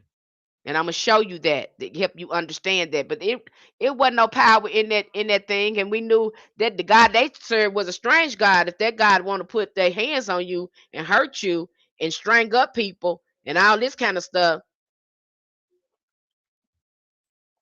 that's a strange God. Okay, we knew it wasn't no power in that. So what did we do? We gonna put our God and the God of our ancestors in it, and we gonna put some power in it, and we gonna move it. And we gonna use these same words because they knew words had power. And we looking at their God. So we're gonna become the God that they say telling us what to do. That's why we use the words of their God and speak it because we know we become gods. Once we speak those words, we're not looking, we're not doing what we're not looking at the Bible in a way we're gonna do everything God tell us to do. No. We're gonna do everything God is doing to you. We're going to become this God. We're going to use God's words on you and embody this God energy. Because we know we are the God because we have God essence in us. That's how this used. Okay? That's how the Christianity is supposed to be looked at. Because God is saying it, then I am saying it. If God said a tooth for a tooth, then I can say a tooth for a tooth. If God say I will smite them down, then I can smite them down. Watch what you write because you don't want that smoke. And you found out you can get that smoke once we start using it. You didn't like that. We was evil then. But that's what your Bible said. We only using the words that you say your God using. Now we using it. We standing on business now. We get it now. We know what the God is. We already know what it is. Now you mad. Now we evil. Now we doing witchcraft. Ain't this what your God say they do? Then your God say he smite folks and put them in line and all this kind of stuff when they get out of line and all that stuff. Ain't that what you said? You want us to read that? Okay? Ain't that what it said? Ain't that what Moses did? Okay, he smite them with them plagues and stuff. This is what you say. You say this what it is. And then we start giving you what it is. Now you mad. When we start putting you on your back and using that word to really empower us, that you was using to enslave us, and we flipped the script, now you mad. Now you mad. And sometimes we have to put our hands on you. You just want to hear no more. Now you mad. Now we actually read the word like we're supposed to read it and interpret it, and then we use it in a righteous way to get you together. Now you mad. See, this how these folks work. You see what's going on now? See how they flipping the script? Every time they ask them people some questions, that's what the adversary is. It's an accuser. That's what you're saying over there. I wouldn't be a part of it. I can't even be a part of it. I can't even watch some of it because it triggered me so bad because I be wanting to put my hands on them people so bad. God, ancestor, I know it ain't right. Help me. Help me. Boy, a revolution need to be over there. We passed a revolution over there in America. We passed that. Them folks and robbing you blind. Can't even buy food over there. Oh no, because if I was over there, I'm going up in there taking that. You're not finna play with me like that. Play this damn money game with me. You done made it about money. I'm coming here and taking. I'm taking what I want. I don't give a damn. Because you ain't got what you got by following no damn rules. And I'm not gonna follow no rules either. The hell wrong with you? Is you crazy? You declared anarchy when you came over there and stole our land. What you talking about? And made up this fake piece of papers. It's make believe that you in charge of somebody. Somebody you pass. Your debt is overdue. The ass whooping you deserve, you couldn't take it. You would be beyond unalived if somebody was to put their hands on you. What you truly deserve. I know you don't want to hear it. Probably say, Miss Penny, you supposed to be teaching love and light. You tell your ancestors that. You tell your ancestors that. Even anger and rage is righteous.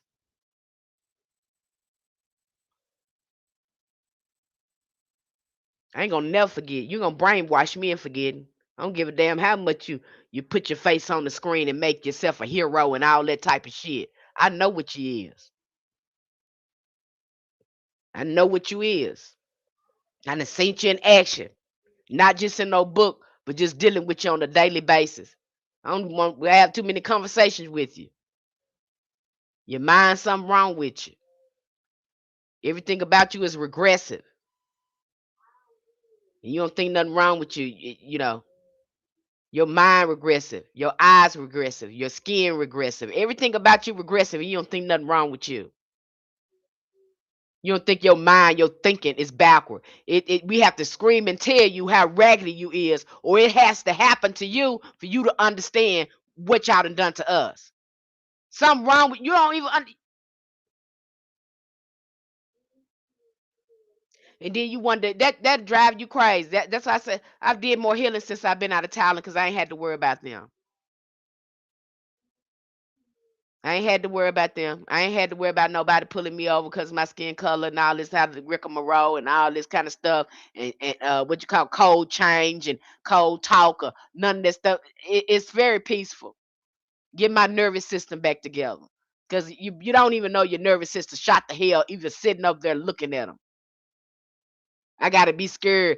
All us not like that. Well, hell, my nervous system shot the hell because I'm too busy trying to find the ones that's safe. That's not right on me.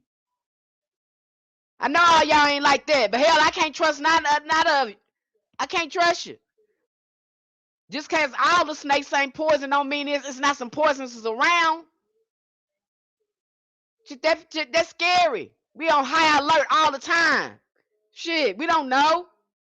That's awful. I don't know which white person mind is crazy. It's gonna pull out something. Y'all love to do, mass unalivings and stuff. I don't know what the hell cause you're crazy. Something wrong with you. Scared to be over there because something wrong with you. They find out this man president and these folks, they want to unalive people look like me. Just because it's crazy. And you want me to feel safe over there? And then you're going to raise the economic price. And think I ain't going to take nothing. I'm going to take, I can't take nothing. I put it like this. Black Americans can never steal anything if we took it because they are, the debt they owe us, they can't repay. Not working, give you, my ancestors already worked for all that. What the hell I'm working for? What we need to be doing is sitting on our ass collecting a check from all the work that they done. Y'all are that free labor. What the fuck you mean?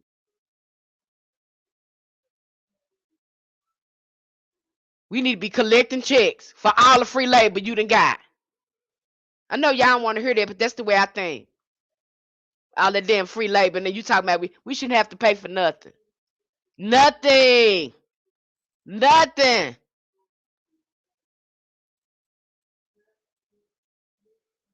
Can't take nothing from nobody that's always stealing and stole something for you. And then you gonna create the police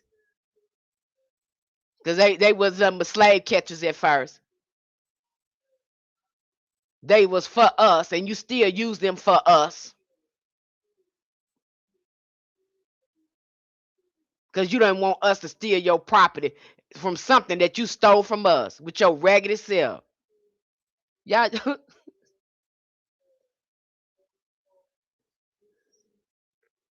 I don't forget. Okay, my ancestors don't let me forget. Okay, you ain't finna flash me. I ain't gonna never forget. I would never work in none of your little society. I would never recommend and encourage this new generation to get along to go along with you. I encourage them to be revolutionaries and to think outside your raggedy ass box. I encourage them to undermine every anything that you do. It need to be undermined because that's what you done. Undermine it, twist it, make it work for you because that's what they done. Gonna tell you not to steal, and you stealing all the time. I come take it. That's what you do. You go take stuff and then accuse me for stealing.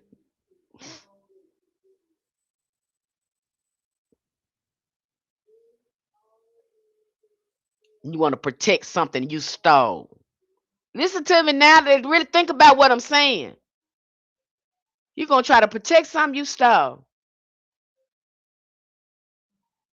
and then you gonna wage all these campaigns against us because you done did us so dirty. Now you got the FBI, the CIA, and everything watching every move we made.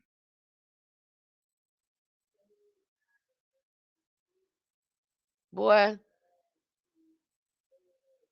now we are not because the same ancestors we had in the 60s and 70s, we need those ancestors now. We really do. The Black Panthers, the people didn't mind, you know, they ain't mind drawing down on you. They didn't mind putting their hands on you. Them the kind of ancestors we need right now.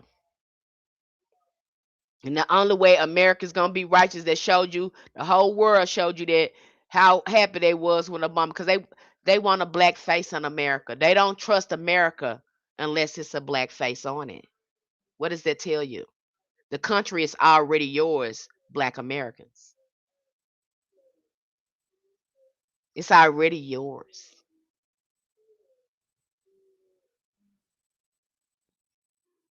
You just don't know that.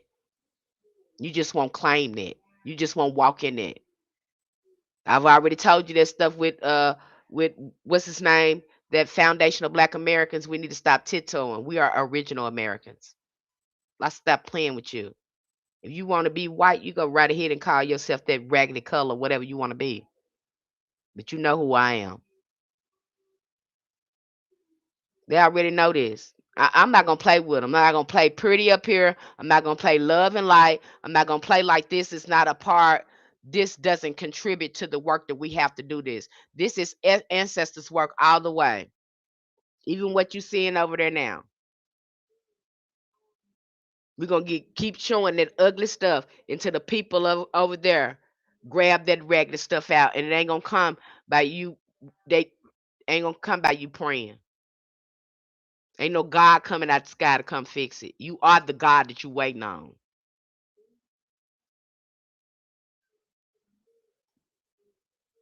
That's the only way it's gonna happen. The Gullah Geechee are went through that.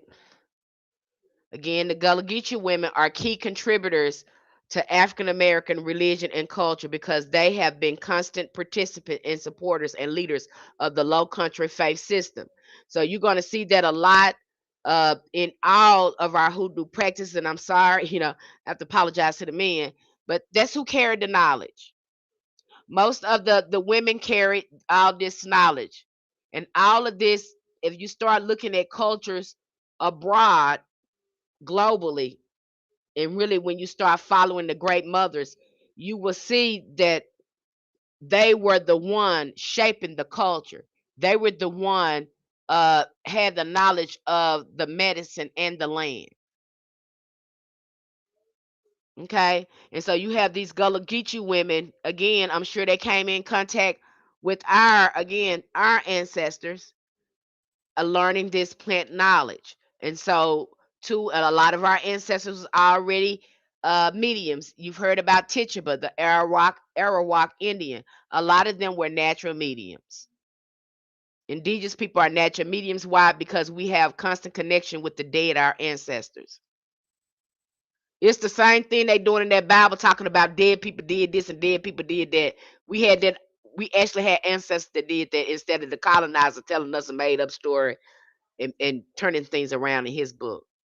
We had our own customs, beliefs, and are you seeing that with Brow Rabbit, John the Conqueror? You seeing all that? We had our own our own system.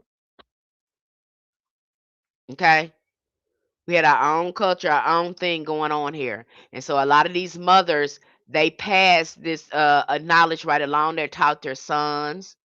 Um, they taught their daughters. They would have known this knowledge. Okay. And again, you got somebody else calling it hoodoo, but these were ancestral technologies that we used all the time. You got an outsider who don't know nothing about spirituality, who's using the religion to enslave people, then actually practice what he preached. And so when he actually see it implemented for the first time, it's evil. Okay? Because they used to using their religion to do regular stuff to people. You're used to doing you're used to practicing your spiritual practices for healing, for spiritual communication and divine alignment. That's what you're used to doing. That's not how they communicate with their religion. Their religion is based on subversion, inversion, and psychopathic regression behavior.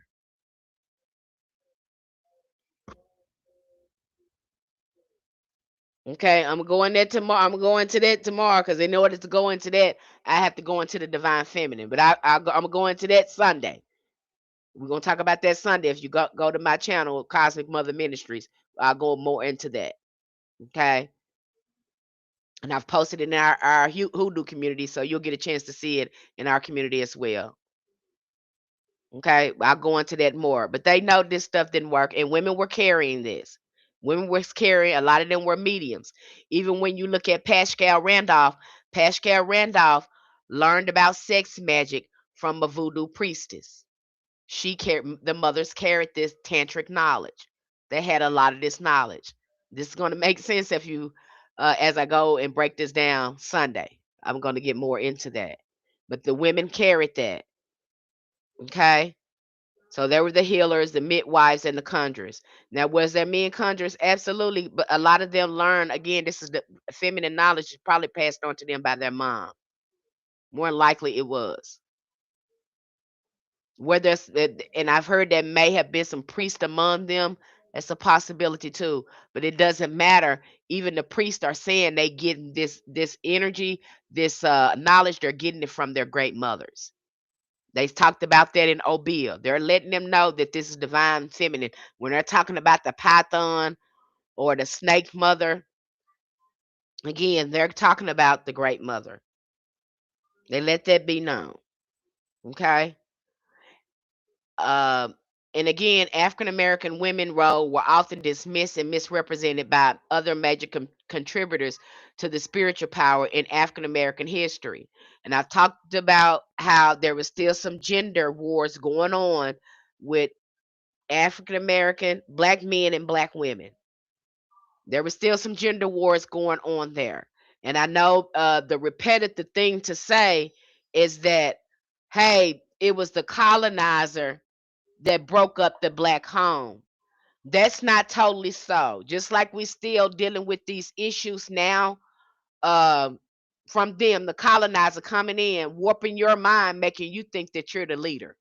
But see, if you were in your own land and you were under your own customs, you would know that you're not men, you're not a leader. That's something you're gonna have to unpack. Okay, you got these little positions and they put you in these leadership positions and you became abusive. So you don't remember this stuff. Or you remember, I'm trying to fix you. Uh or you don't want to remember, or you like, cause see, uh genderism race just like racism. All of a sudden men can't see how they raggedy. They don't understand that because they love their power. They love their power. So it runs hand to hand, and black men, that's something you guys have to unpack. Why you would never run nothing. Who run your house? Your mama run your house. Your mama was your first teacher. Your mama was your first protector. Your mama was a great leader. Has she not been a great leader? Most of our mothers, they did the best they can. They stuck around when our dads wasn't there. They were the leader. They were the provider. They were the protector. She's your first God. If she wouldn't have stuck a breast in your mouth or a bottle in your mouth, you wouldn't have been here. She wouldn't have picked you up and dealt with you and did nothing to you without. You wouldn't have been here. That's your first God. Okay? You understood these sciences before he came in and corrupted it. Before it got corrupted by the patriarchs. I'm put it that way. That's something you guys got to unpack. Because that's why a lot of this is out of control now. Okay? That's you guys stuff to unpack. And that is a tough thing to fight with you guys. You think that I don't think racism is tough as genderism. And you're about to find out over there because these birth numbers are dropping and these men acting like they lost some of these men act like they lost their mind. You're about to see women what it really is, what the war is really on. The war has always been on your womb. That's what this is all about. But I'm not gonna go into that. I'm gonna stick to hoodoo right now. I want to get off topic. Okay? But that is another thing that needs to be dismantled in our community. And I know you think you've never been a leader. You know, that's just not your role, buddy. I'm just sorry. It's just not your role. Your role is to stand by her and to protect her. Your role is not to lead. Your role is to support her leadership. Okay? It was never that. If y'all could fix something, if men was to be the leader, then we wouldn't be looking at what we're looking at right now. Every you just That's not in you. You weren't built like that. Okay, I don't care how much you try to say we're more logical. Well, that's a lie because you always end up in jail for stuff that you do. Y'all, you commit more violent crimes. So stop saying that. You're very emotional. You're highly emotional. You want to put your hands on somebody. You get mad. You want to use your penis as a weapon. Come on now. And I know some of y'all say not all of us like that. Is you checking the brother next to you that's like that?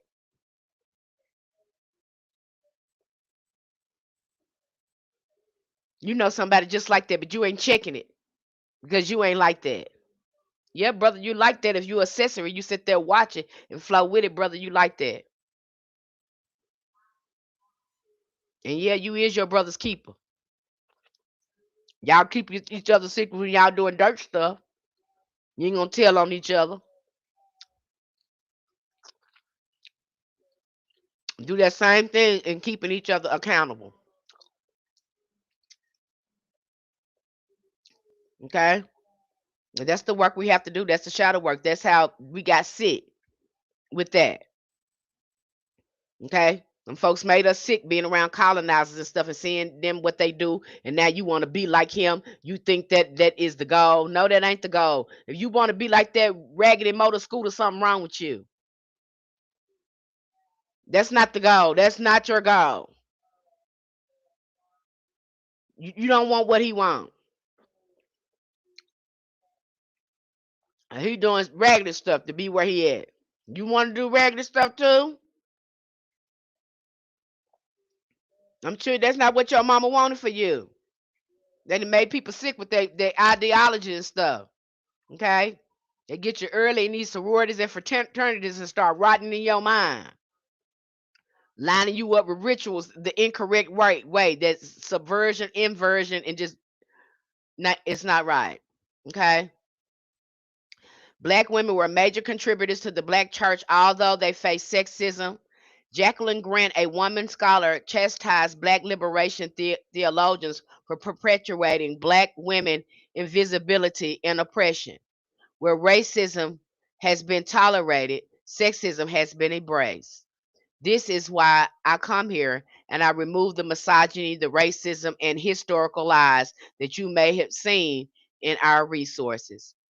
The Bible is a great example of those books. Okay. So again, I have to come here and let you see the misogyny. And some of us know we still have these issues plaguing our community right now today. And those issues was going on then. Our mothers was dealing with those then because those men, again, they didn't have men didn't have much power. And so they're being abused by their pale faced brothers. And so the only power that he had was over you because the pale face told him that you have control of your women and children. They're your property. You can do with them as you please. And that is what he did. That's what some of y'all did. You want to be like them people. And some of you not fighting for liberation and freedom. Freedom, true liberation, freedom. You're fighting so you can do the same regular stuff that he can do. You're mad because he can get away with it and you can't. Some of y'all you just brought that up during the P. Diddy trial. Well, what about so and so? They ain't talking about him. We wait a minute. We different from them. We hold our people to a high standard because you wasn't raised like that. What you talking about? I'm not even studying them people up. We're talking about what he's doing in our community to our people. We hold ourselves to a high standard because we've been through too much. And why is he doing this to our people? And he know what our people have been to. We're addressing our community. Now, if they don't want to address their regular people, that's fine. But we gonna take care of our own people because we don't want this in our community. We're not justifying him. Because we don't play that, Jack. You know what happened to us. We already been through stuff like that. Now, why you want to keep that going on? Where you learn that from? Come to find out, you done been around these people that made him sick and made him think this okay. They done made this man sick. That's what happens when you try to be like them people. You get sick in the mind. The hell wrong with you? You ain't gonna get no back. Why would you want to be like that? I heard I think what's his name? My Johnson was trying to say that you need to sit down, sir, because you don't even respect women. You need to get your life together with the divine feminine and the women in your life. You have very heavy narcissistic traits. This is what I'm talking about. But people still have him on the podcast. They still have him talking, and you do not respect women. You do a show. You do a pretend, a character thing. Now, do you have some good knowledge? Yes, you do have some good knowledge. But you don't need to be saying anything until you do your shadow work and figure out why you like to be raggedy towards women.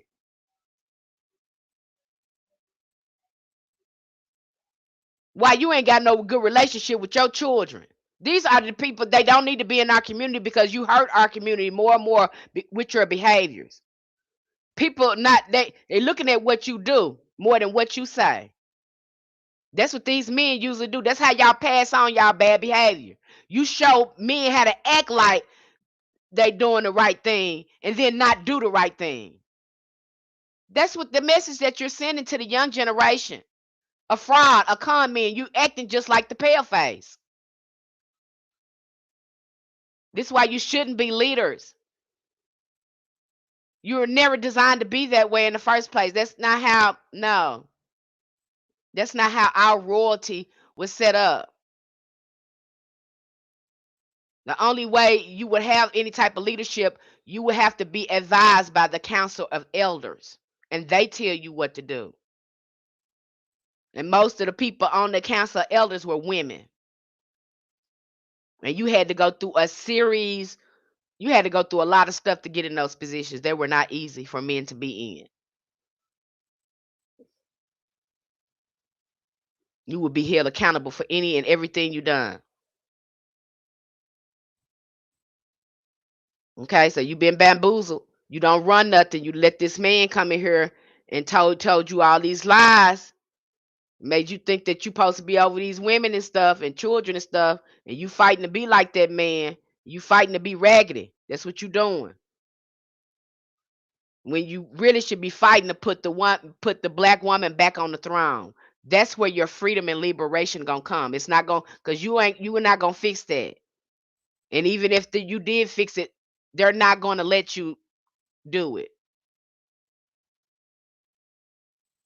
The only way that's gonna be right is you uplift the black woman back to her throne. Then all will be well. But you've been brainwashed. And y'all don't want to hear that. You think that's caking. You think that's, you kissing her butt and all that. That's your problem. You've been bound down to this man, and now y'all lovers of each other. Then you wonder why you attracted to men. Why you think they put Jesus in front of you? Supposed to be a woman you supposed to be bound down to. What you think gonna happen if you bow down in a man, get down on your knees in front of a man? What you think gonna happen?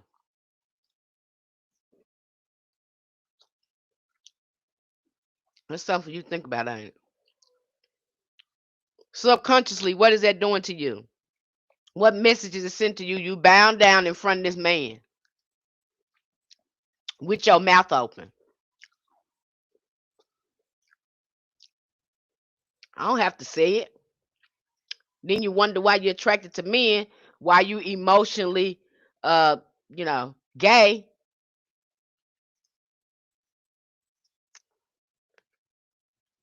You wonder why you emotionally gay. Why you try to impress men so much? Why you be peacocking for men?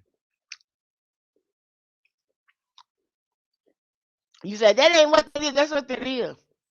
Y'all respect each other. Y'all love each other. We can't stand women. This is what this religion do to you. It repeats it over the bout. You been brainwashed over and over again. And then you wonder why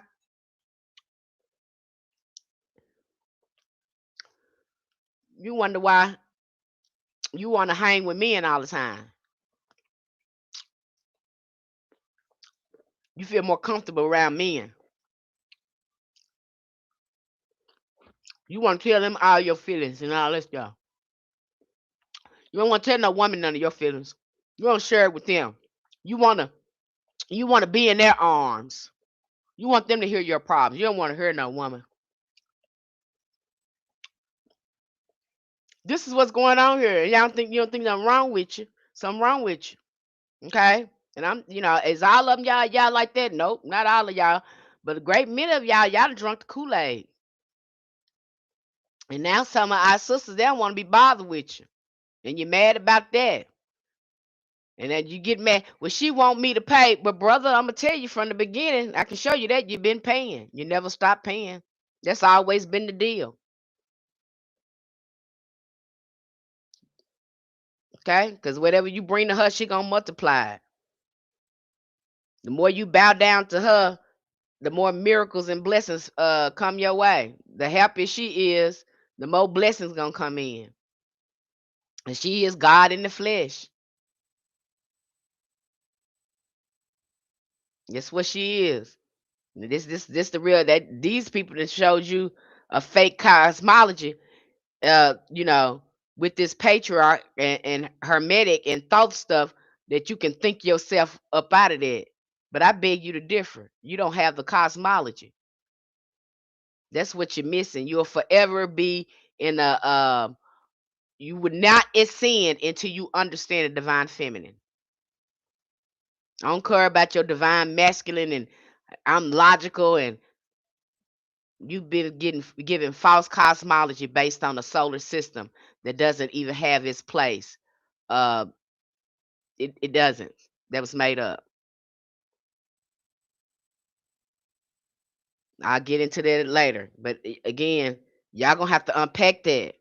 And so we see these same issues that's going on in our community, okay, with black men and black women.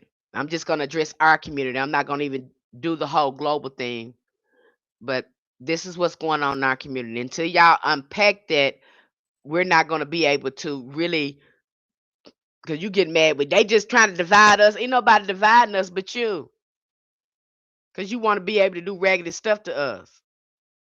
You're doing the same thing. You want to do the same thing to us that the colonizer did to all of us. You wanted to do it, be able to do that to black women and children without any accountability. Is you crazy? Is something the matter with you? Somebody want to be abused and stuff like that. You want to be baby daddies and stuff like that, and not take care of children. We've already had that from the colonizer, getting our mothers pregnant and not claiming the baby and all this kind of stuff. You're doing the same stuff. You want to be deadbeats like the colonizer. I mean, you say you don't want to be like him, but you're doing all you're taking the whole script and you're bringing it up in the black community, making us sick with it, and we're tired of it. You cannot bring that in there. We're different people. And this is the hang up.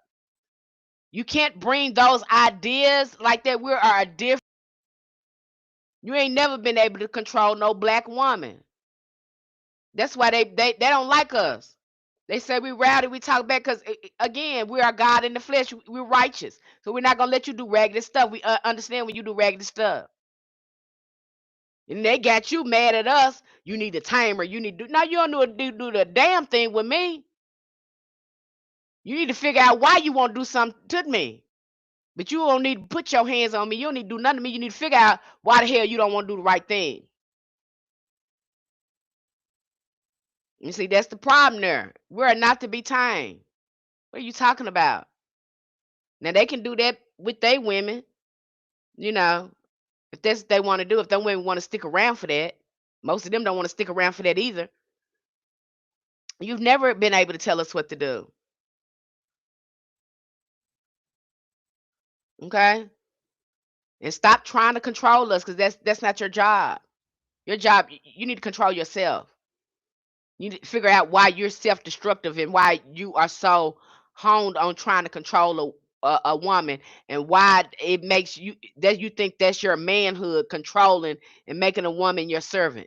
So you're gonna have to try to figure out why you got that in your mind like that, where you got that from. Okay, because these are not your mothers. That's not where you come from.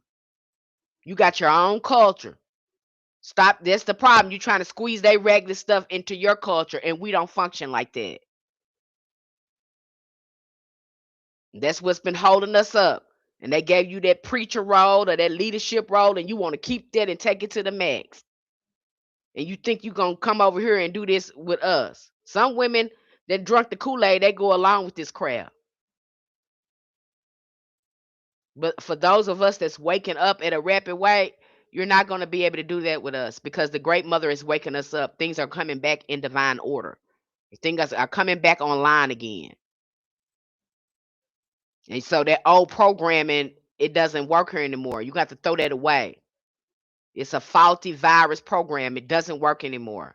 And the more you force that, you see what's going on over there in the Korea. Them women, them people ain't gonna be here no more, because them women closing their legs.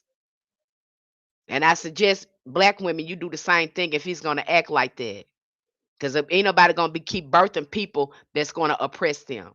I'm not gonna I'm not gonna birth a son that's gonna one day oppress me and probably hurt other children. We can eliminate that real quick. You won't exist. We ain't got to fight you or anything like that. We can just close our legs. That's it. You won't exist anymore. And it won't take long.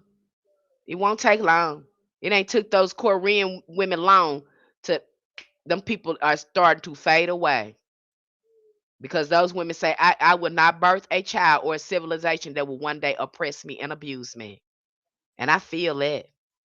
And this is a prime example of when our mother said, I brought you in this world, I'll take you out. Oh, that's got a heavy meaning right there. once we close our legs.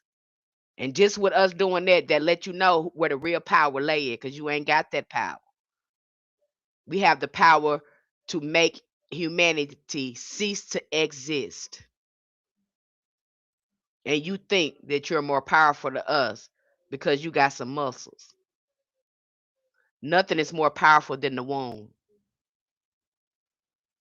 I don't care how many muscles you got, how many people you can punch and beat up and knock down, all that stuff. Nothing is more powerful than the womb. We can make you cease to exist just by closing our legs, stopping the waters from flowing. Remember that. So you ain't thought about it like that. That's what that mean. That's what that mean when your mama said, "I brought you in this world, I'll take you out." We brought you in here, we'll take you out. We'll make civilization cease to exist. We don't have to raise a gun or anything. All I've got to do is shut our legs. That's it. We ain't gonna be bringing no more souls in here for men to hurt. Nobody got to fight you or nothing. Just don't give you nothing. Don't give you nothing. Because, you know, the way your genes are set up, you're self destructive if you're not careful. So think about that, man. You were never meant to do that. I hope that made sense to you, because the womb is powerful than your muscles, sir. Women can shut down whole civilizations. They can shut this whole world down if they wanted to. And they didn't program to you. They didn't program I mean, she ain't nothing, she ain't nothing. All she good for is having kids and all that stuff. But hell, your world wouldn't exist without these children. You gotta have somebody to program to do your bidding. Your world don't work without people. And if women ain't bringing people in here through her portal for you destroy and hurt and all that stuff, how you gonna do it? Get you some clone people. I don't think that's working out good for you. Because if that was working out good for you, you wouldn't be trying to make women have your babies. So the clone people can't be working right. So black men, and I'm talking to my community now. You better think about that. Now, if you want to be in good standing with your woman, you better stand down and start supporting her. You better be trying to put her back where she belongs, because when she's free, you're free. When she's liberated, you're liberated, and you know she gonna do that. We innately love our black men, but you raggedy, and ain't nobody gonna take your abuse because we love you. Okay, we love you, but we don't want you raggedy like that. We know you sick. Okay, then you ain't gonna get back. You want to be better than him? Start uplifting your black woman, because that's something he ain't gonna do to his woman. You want to be revolutionary? Put your black woman up, because if you put the black woman in head, she'll be able to move and do things that you can't do. You need to read about all those black women that had to step up to leadership. They were some bad mama jammers. She'll be able to do things that you couldn't fathom doing. You won't be able to do. That's your freedom and your liberation, and you don't know it. You're too busy trying to impress this man who's raggedy and be like him. You're better than him because you understand, again, natural law. That's how your ancestors had it set up. Everything about him is inversion. You want to adopt inversion and subversion. And they do they women. Some of them do they women bad over there, and you want to be like that? No. The only way you're gonna have to put her back in her status and keep her there. You're gonna have to go back to worshiping black women. That's what I'm telling you. No, y'all think they got you thinking this week. I don't want to do that. I ain't. Okay, keep it up. Keep it up. Because believe me, they're bound down to a black woman. The Pope is bound down to that black woman back there. Got you bound down to Jesus. They're gonna bow down to Mary. They're gonna worship that black woman.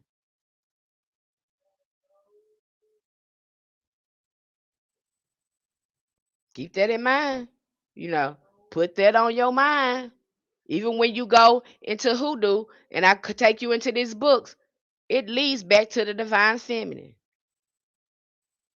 That's what all this is about. That's what all this energy, that's where all this magic is coming from, the great mother.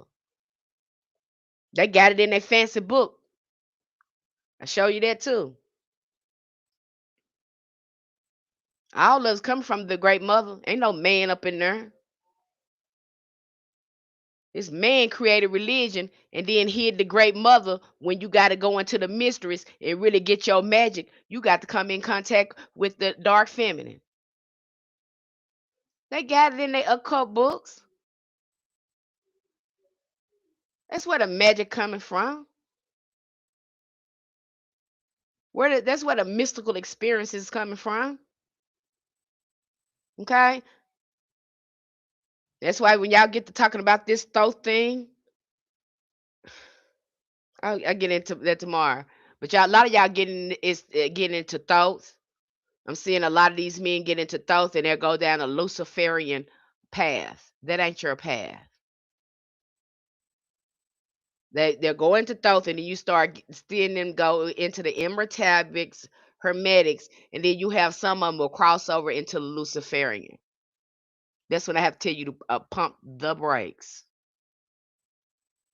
I'm not gonna go into that right now, but I see that. I noticed that because I studied this. I know this. Okay, this is what I do. I've been studying this for over 20 years, so I know what I'm looking at when I see it. I know what I'm reading when I read it.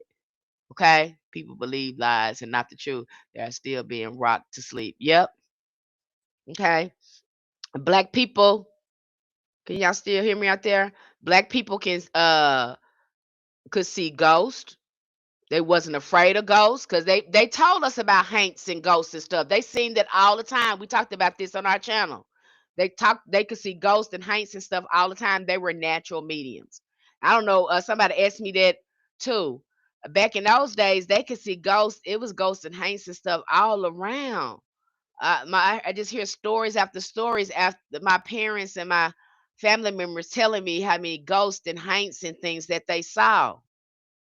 And I think that we don't see them now because there's more people, and so now these spirits are more able to inhabit more people. I see more spirits in people now. That's why I'm very.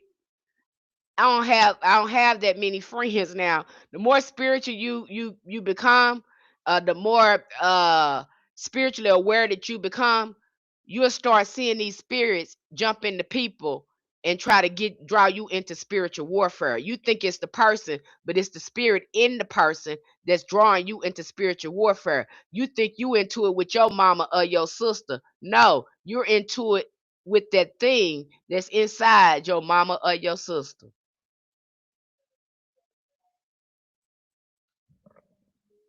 Okay. I think they were more prominent then because there were less people, and then a lot of our ancestors had higher vibrations. So a lot of them couldn't be used by these spirits. Okay. So these spirits, you could see them more in the physical form because they can't just jump into anyone. Our ancestors were more spiritually aware, and there wasn't a lot of people. And the people that was around, they were operating more on the higher vibrations and more aware. You didn't have a lot of TV or social media and all that. They were more aware of themselves. So these spirits couldn't come in and just jump into them and misuse them like that. And when it did happen, they understood what was happening. It was a haint, it was something going on. They had a remedy for it.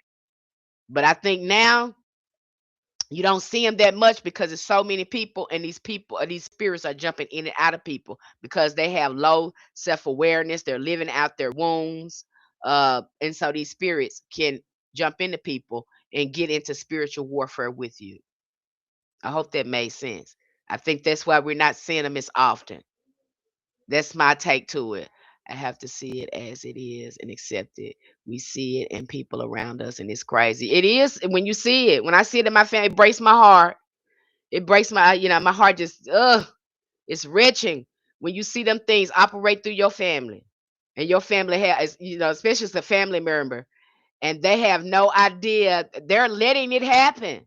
They're not even questioning their feelings, their responses. They're letting this thing come in and do that. They're letting this energy come in and operate like that. And sometimes this stuff is the betrayal, the spirit of betrayal, the spiritual jealousies. It can be generational up in there. There's so many things happening when you go into spiritual warfare, when you get, you know, really adamant about your spiritual journey and about your walk. You have to experience to see it. But you go into spiritual warfare and it does hurt. You ain't lying to embrace a vibe. It hurts. It's not fun at all. Okay? And you getting stuff done, it's gonna happen. Okay? And it's not fun at all. Okay? The most significant about the historical description of conjure and belief is in the living dead. In 1878, it was noted that Obeah still exists with some, the older Negroes are of St. Helena, still retain many of their superstition. I really don't like using the word superstition. Omen seems like the most appropriate word to describe the ancestors' wisdom. And so when they're describing as superstition, because you'll see that in hoodoo. Oh, there, we were superstitious with the black. These are omens.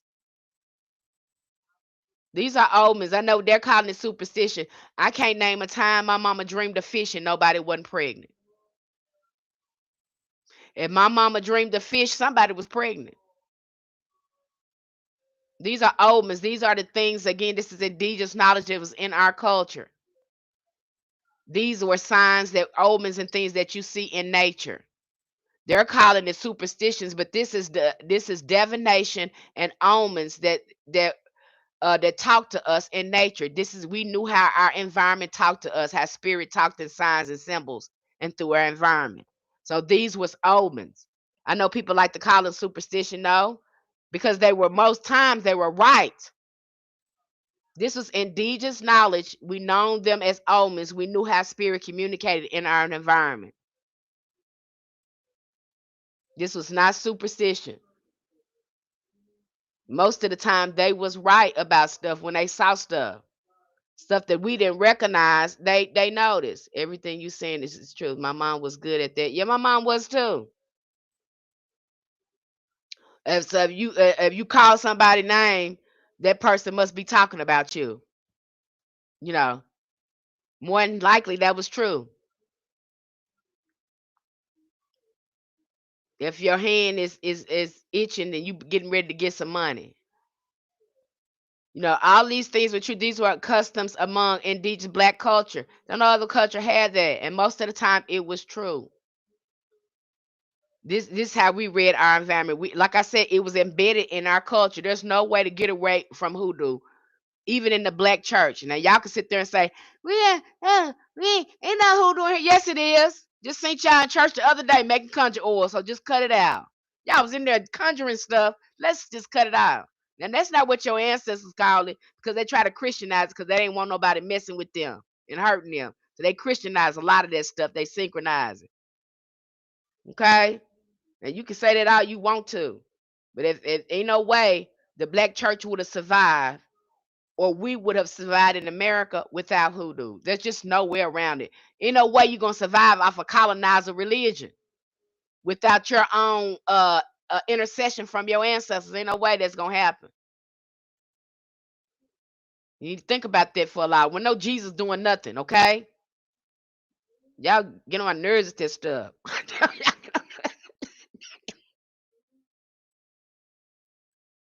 Y'all get on my nerves and stuff, try to be polite with y'all, give you some graces. I know some of you don't know, but y'all do get on people's nerves with that stuff sometimes. I'm telling you, questions. So what path us as man should be on? You said stay away from the Luciferian and stay away from that stuff that's not yours, beloved. You need to learn more about, again, the stuff of your ancestors. Learn more about your indigenous knowledge. Learn more about how the divine feminine operates, because the Luciferian, what they got that up there, a hermaphrodite, they got the Baphomet up there. That's inversion. You got a man that's wanting a womb up in there, so you do better going back, understanding divine feminine sciences, and coming in contact that way. You're going to get more power, because even in there. That's what they're trying to do. They're trying to hijack the divine feminine power. That's what the Masons done. They're hijacking the divine feminine power. But they're taking an inverted, subversive way to do it. Where you don't have to do that. All you got to do is embrace her. All you got to do is start treating women right. All you got to do is start worshiping women. And when you worship the woman, you coming in contact with the divine feminine, just like you got that Pope. Pope say he God. He say when you talking to him, you talking to God. He's alive from hell. God, help me, ancestors. I try not to get so passionate about it. The man line, supposed to be a woman up there preach. And if they had their Risha with the Baphomet, and I was like, oh hell no, this ain't right to me. It ain't right. And that's their way of making this man God androgynous when you don't have to do that. It's all divine feminine. Let's cut it out. And that went in with this inversion. I can go in more to this, but I don't want to touch on toes and get people upset. I don't want to get the LGBTQ because I have nothing. There's nothing wrong with gay people, beautiful people. I see nothing wrong with them.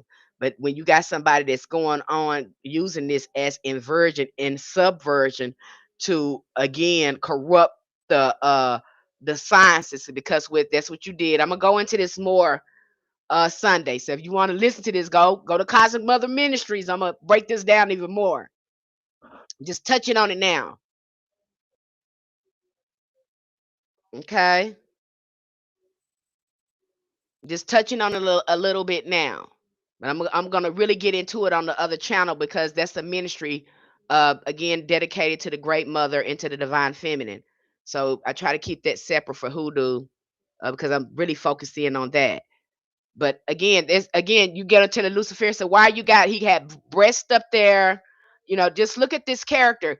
And to me, that wasn't born out of indigenous knowledge. These are Greeks, are Romans, and all this stuff that comes in here and comes in here with this stuff.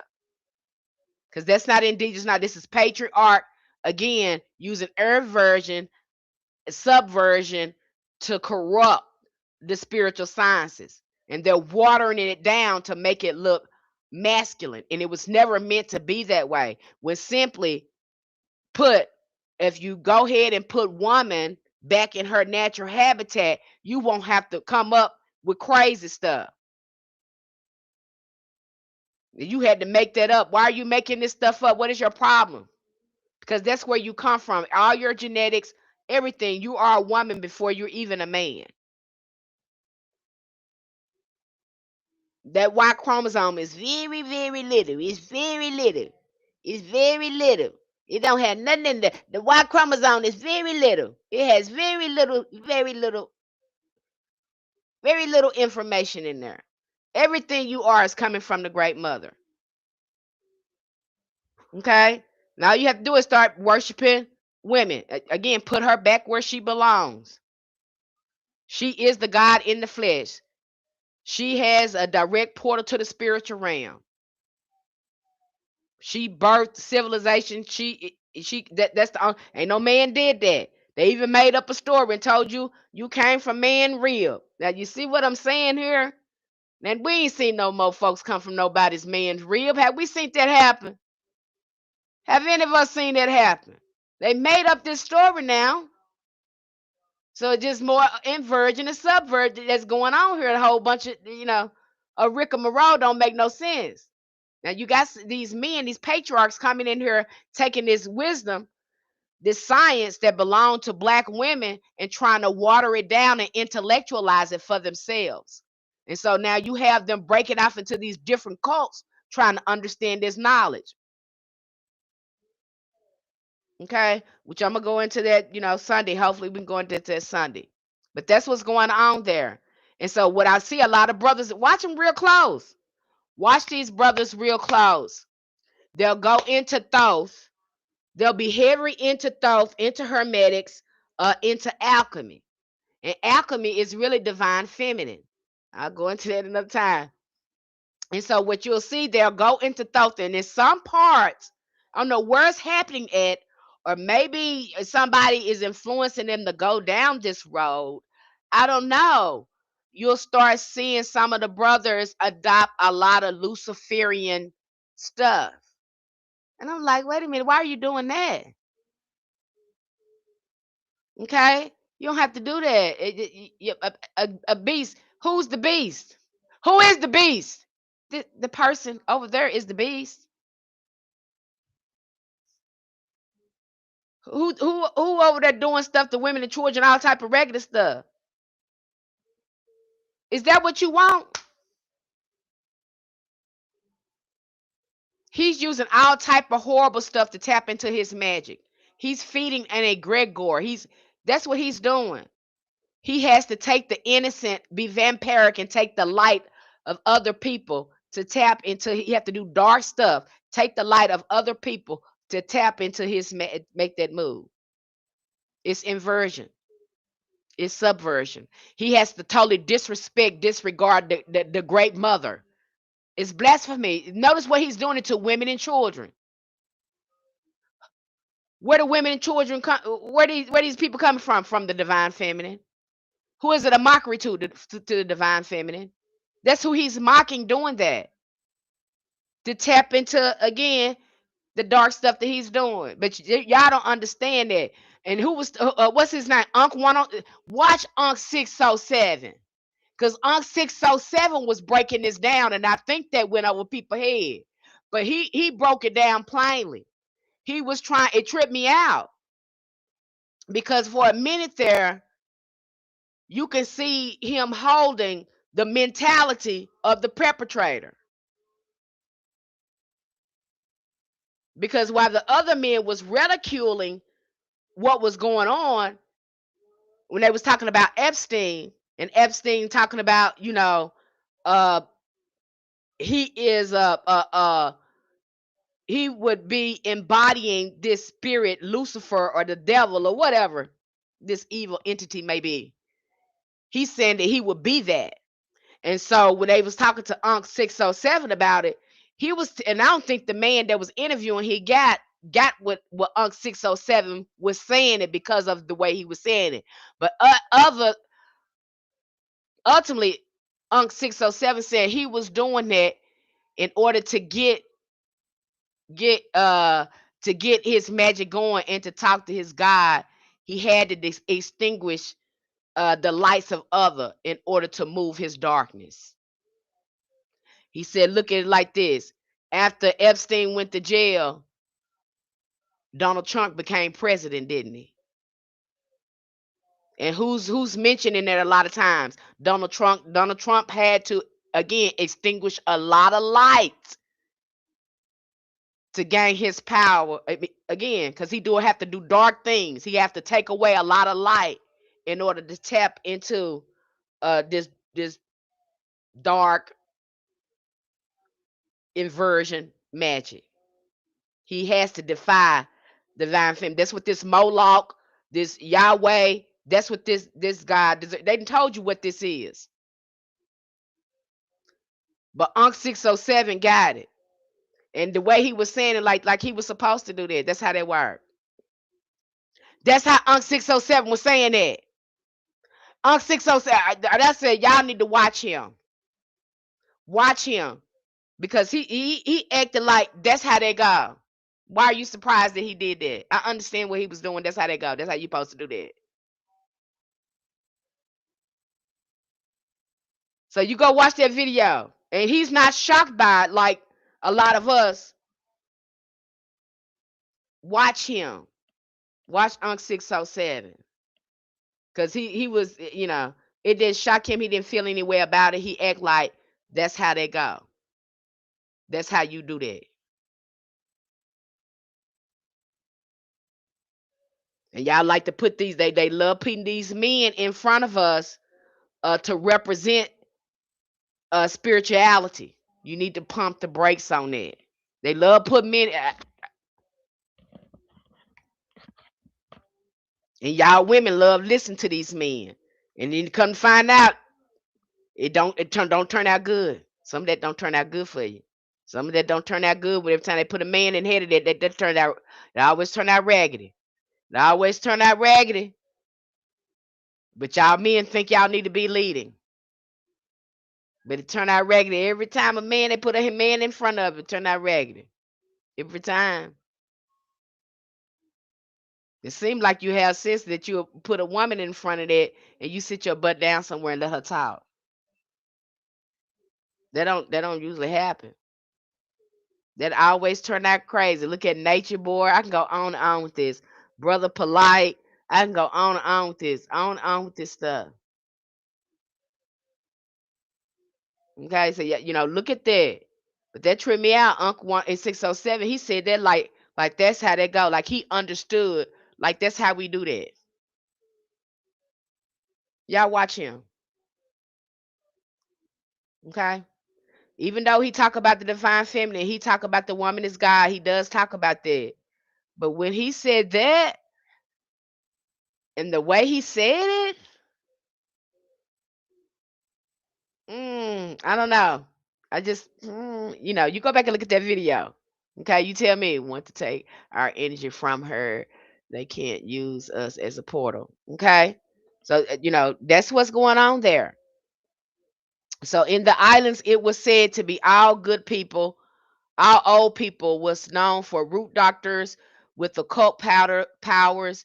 They were called hoodoo doctors and conjuring women. So a lot of our ancestors already had a lot of this knowledge and power within them. And it's another thing I want to talk about too.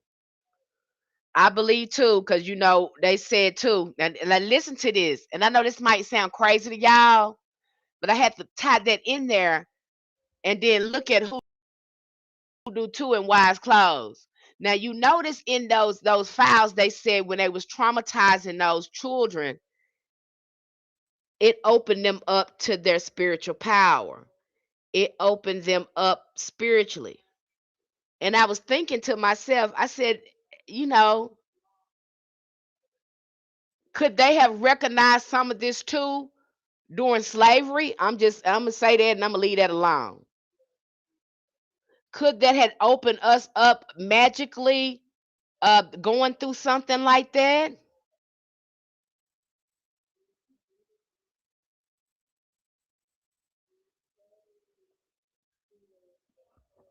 That's all I'm saying, and I'm move on with that.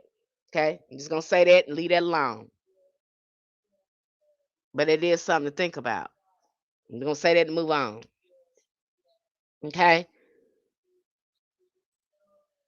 we see here that Obia was already in the southern parts of America. It is not isolated to the Caribbean or Jamaica. This is why I say Obia is an ancient indigenous mystery system. Some people had family elders that still held the knowledge. It is my belief that this American Indian occult knowledge, no one has totally ever captured the spiritual systems of American spiritual systems. Nobody knows the American spiritual occult and the Indian occult, the indigenous occult, and the only thing close to that would be Obia. And even to study Obia, you have to study all the occult knowledge they have available. But even then, it doesn't scratch the surface because that knowledge goes back to divine feminine. I'm going to this more Sunday. Okay, they don't know all this knowledge. Okay, and so we can't say that everything about hoodoo was being credited as everything about hoodoo is coming from Africa, and that's just not so. We already had a powerful magic in the Americas. Did we adopt some of their customs? We was like, yeah, come on. Cause you are brothers and sisters, y'all going through what we going through. So yeah, we want y'all to be comfortable. We know how it is. Somebody separate you from your God, from your ancestors. Yeah, we're gonna show you how we do it, and we're gonna do it together. Okay, but it's not totally African based. There's hijacking going on, and as authors, as people that we're writers, and that we're trying to preserve the knowledge of hoodoo. It's important that we include the Trans-America slave trade and these ancestors from the land, from the American land, that help put that together. That is why we have Mardi Gras. That's why that's important. And New Orleans seems to keep it alive. They don't forget both cultures. You don't see them just talking about Africa. No, They show you the combination of it all together. They've made that beautifully beautiful. And they honor the ancestors on the land. They honor the root workers, the root doctors, all the people on their land. That's how that should be understood. Okay, they and what they're claiming, they're saying Indian, Indian, Indian, Indian, Indian. Do they add got African elements in it? Yes, they do. But those African elements became a one nation and a one thing. Do they recognize that? Absolutely. We're not denying that, but we're telling you something that is altogether something else because of the land that we're on, the ancestors on the land. That's just like that we go over there in Africa. You got some Africans that uh practice Ifa. They right, a matter of fact, you're not African. They would tell some Americans you're not African. So don't think we don't do nothing alike. Now you have someone that really understand that. You're not us, you ain't been us. And if you was us, you ain't been us for a long time. We don't even see you like that. Africans don't even see you as Africans. So what does that tell you? You're American. Hoodoo is again, it's a Black American indigenous spiritual practices that was born out of the resilience of what was happening to us. This a whole different nation of people when they blended. Just like you have the Creole, they became different people. When you seen the Spanish again mixed with, yeah, I think that was the Spanish or the French. Because you got a different. I know it was the Spanish with the Cajun. The Spanish was more of the Cajun. The Creole was the French and the black. So again, they became a different people. Creole. Do they try to uh separate who they are? No, they acknowledge that they got French and they got Indian. So they Creole. They know they one people. They brought that together. Say we're gonna honor both of them. We Creole now. We honor our French and our Spanish. I mean, we honor our French and our indigenous roots. That's what New Orleans do. And you got all them people mixed together, the Cajuns, the Creoles, the Indians, all of them come together for that because they one people now. They celebrate all of that. They don't just celebrate the African or the French or the Spanish. They became one people now. So stop the hijacking with the African stuff. And I believe when the reason why Gullah Geechee is getting so much recognition and why the US Congress wanted to give them recognition because they wanted to do a hijacking and say that hoodoo was totally African when you know that ain't so. Our people have been working hoodoo and magic on your ass before them even got them Africans who was working stuff on you. So just stop it. Cut it out.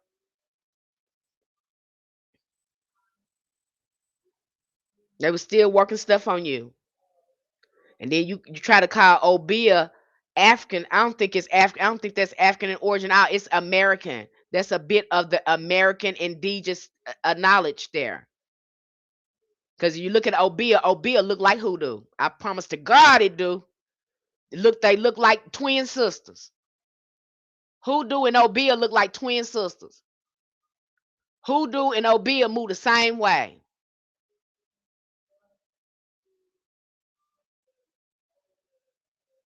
It'll trip you out. It look the same way. That's why I don't think that's that. And them people talked about, the man just told you that the Python River and the Gopher Wood, all that was in the Americas. They got it all backwards. They got you looking over there in another area when America is the holy land. It is the ancient land. It is the oldest land. They want you to keep pointing at Africa and all that stuff and all that stuff and all that stuff. Because they remember they got colonized last. It took them hundreds of years to colonize America, and they worked hard trying to change our identity. The French was over there, the Portuguese was over there, the Spaniards came over there. It was so many, just like they tore apart Africa, all of them took turn. They did the same thing in America. Don't forget that. They try to keep you bamboozled and you come from Africa. No, where you come from? I'm so tired of them folks telling people where they come from. Where your regular ass come from? Where you come from? Because we don't know if you come from a cave or you come from somewhere. Where you come from? Who sent you? Because you always want to tell other people where they come from, but you don't want to talk about where your regular self come from. Okay? Where you come from? Y'all, the business people trying to tell somebody where they come from, and don't never want to talk about where you come from. Talk about you. Talk about your raggedy stuff. Y'all so captivated with us and putting us in places we don't belong. And I'd have been abroad. I see these people ain't them person I'd have run into call me no African. Them folks think I'm another nationality altogether. Ain't them folks, and I'm sure you looking at some of them black people over there, they don't need, we go for other nationalities.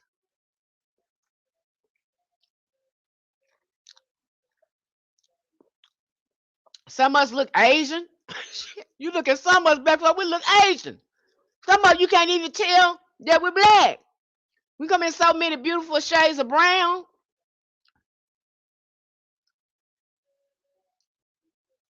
Do you think some ancestors want us to stay in America? I'm gonna tell you this, baby. Your ancestors want you to stay there. They want us there. I do. I know they do want us there, but they don't want you to be no wimps. And just like they had to fight and be revolutionaries and stand on business about standing their country, you're gonna have to do the same thing. But I'm not sure that you guys and our ancestors were willing to be unalive for it. And I don't think many of us are ready for that. And because the things were so intense for them, they were willing to be unalive for it. They were willing to give up their lives, their bodies for us to be free. And I don't think you guys, you say, we talk a good talk, but you know, we're too easily to be brainwashed. They got us distracted with all these things that don't matter. A lot of our ancestors, they weren't caught up with celebrities like that. They was making those celebrities help the cause. Many of those celebrities were helping, like Sam Cooke and a lot of these celebrities. They were helping the revolution. And you got many of these celebrities now, they're not doing any of that. They didn't drunk the Kool-Aid, or they scared, or they didn't threaten them. I don't know what's going on, but they're not doing that. Most of them participating in the regular stuff these folks is doing. I don't think that I'm gonna tell you from this my experience. I think we have, and I know y'all don't want to hear this, and I don't want to tell you this, but I have to tell you this. Our mind is being weakened through entertainment. They have put black people in a childlike stasis. Our attention span is short. We frankly, and I know y'all ain't gonna like me saying it, a lot of us like bullshit. We love to be entertained. We love the hype. We love drama. Now, this could be due to ongoing trauma. There's a lot of layers to this, to why we're like this. Okay. It could be, trauma, a family dysfunction from everything that happened to us. But again, a lot of us, we're not strong as our ancestors that was in the 60s and 70s. We're not. We've been weakened. And part of it is because we've had leadership, not good leadership. We've had weak leaders. And all the strong leaders we have had, they have eliminated them. If I give you an example, if Louis Farrakhan got up now and said we're gonna put our hands on these people and we not finna take no shit and we finna do this and if Louis Farrakhan got up and said that, you know how many men that would stand behind him and do it?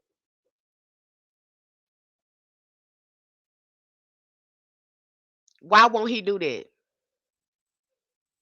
If Louis Farrakhan, now he see all these people, all this stuff that happening, he see the condition that we're in. If Louis Farrakhan got up and told black, because too many black men respect him. If Louis Farrakhan said, now we're gonna get together, organize, and put something together, we finna do this and do this and do that, do you know we'd have been had liberation and freedom and power?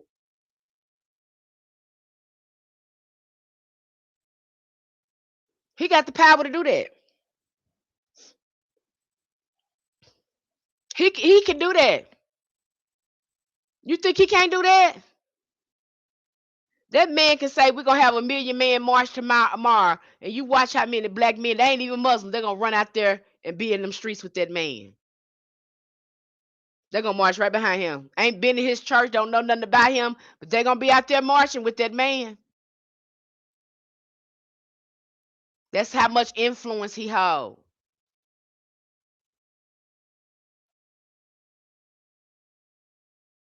Okay, that put weak leaders in front of you. We don't have those kind of leaders who don't have those type of and that does you know, have he did some stuff for the community? Yeah, but his look, I have to ask him why you're not doing this. Why are what are you doing over here? What are you doing? What are you doing? Because this supposed to keep going. Why are you sitting down? What are you doing? You just want to have a church, get members, and then pay you to be talking smack and not doing nothing. What are you doing? Look at him. Pay attention. That's what Tupac says. He said, "Pay attention. Pay attention to what they're saying and what they're doing." Didn't Tupac tell you that? He knew what he was saying. Everybody ain't doing is pay attention to what they're saying and what they're doing is aligning up. Now he's sitting up here talking all this smack. He can tell you that man know everything. Louis Farrakhan got information on these people that we couldn't even wrap our mind about around. That's the kind of intelligence knowledge that he have. If he don't have it, he can get it.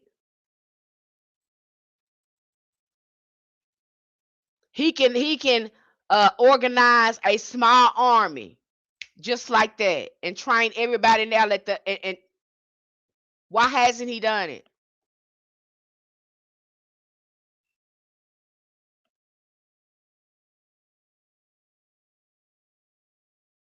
Like I said, a lot of our leaders, we have been weakened.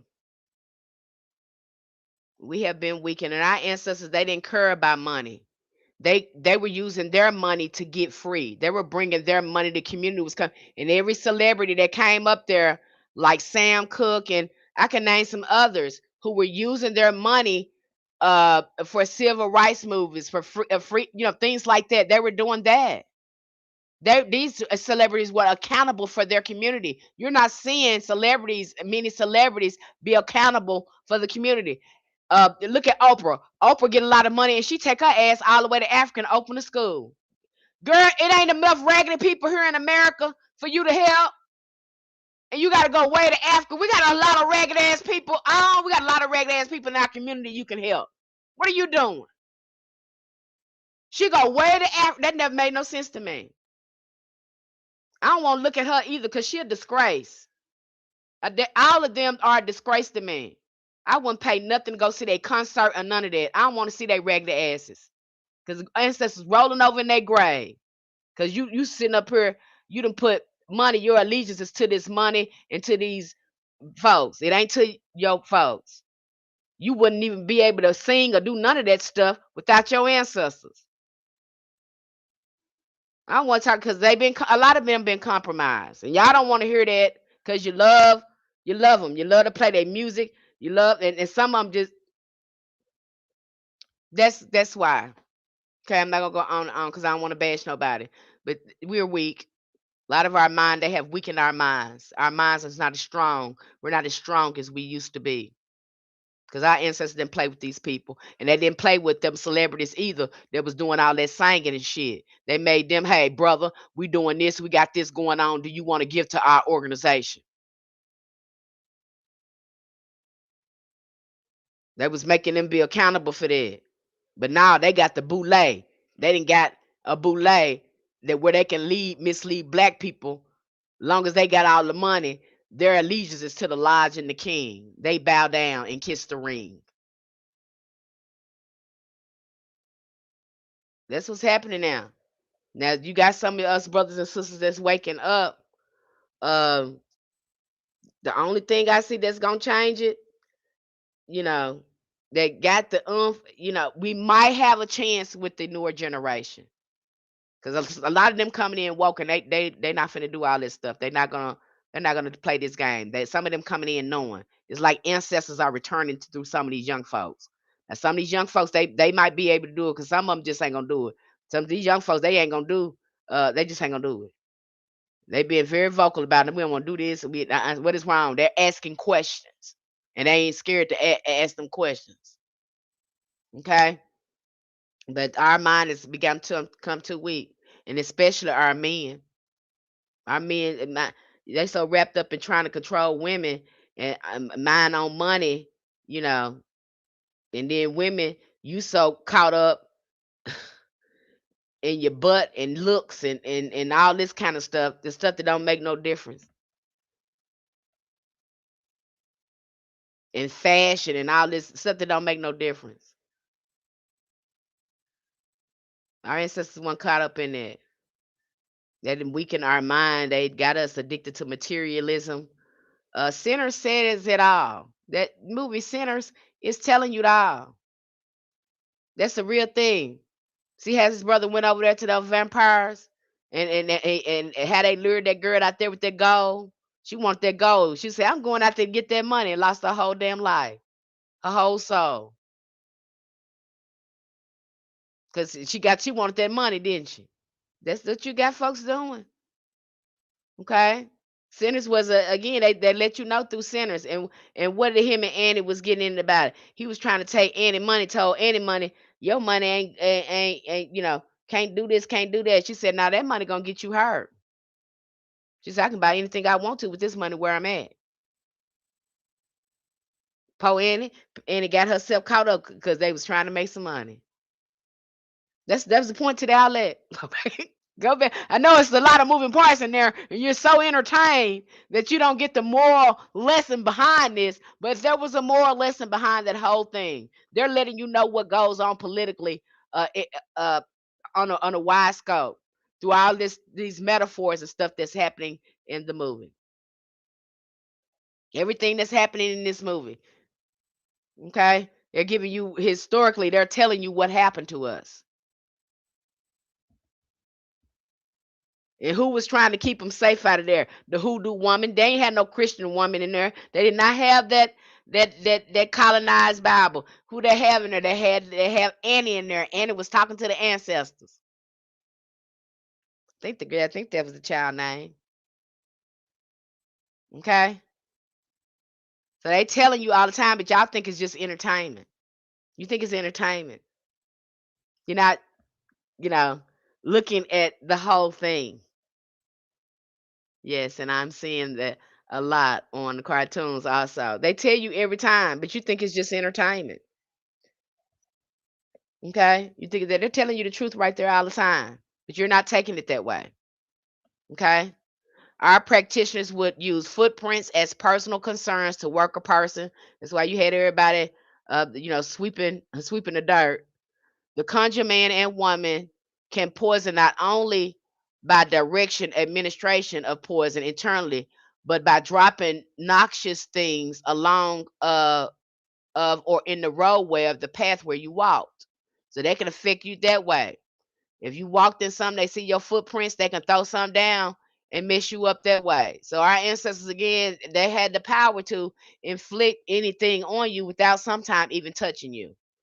And yeah, uh, the pale face people didn't like that. They said we was evil and all that kind of stuff. But that's stuff you say your God do, and then we do it, we evil. Ain't that something? Yes, interesting how a director made the best deal of the lifetime. Very strategic. Yes, that's what that movie all about. And Bobby Hemmett told you, y'all in love with money. This is the point. You want to get freedom over there, you have to change the game. They making it about money. You're gonna have to make it about living. So when you hear me telling you to take stuff, this is what I mean.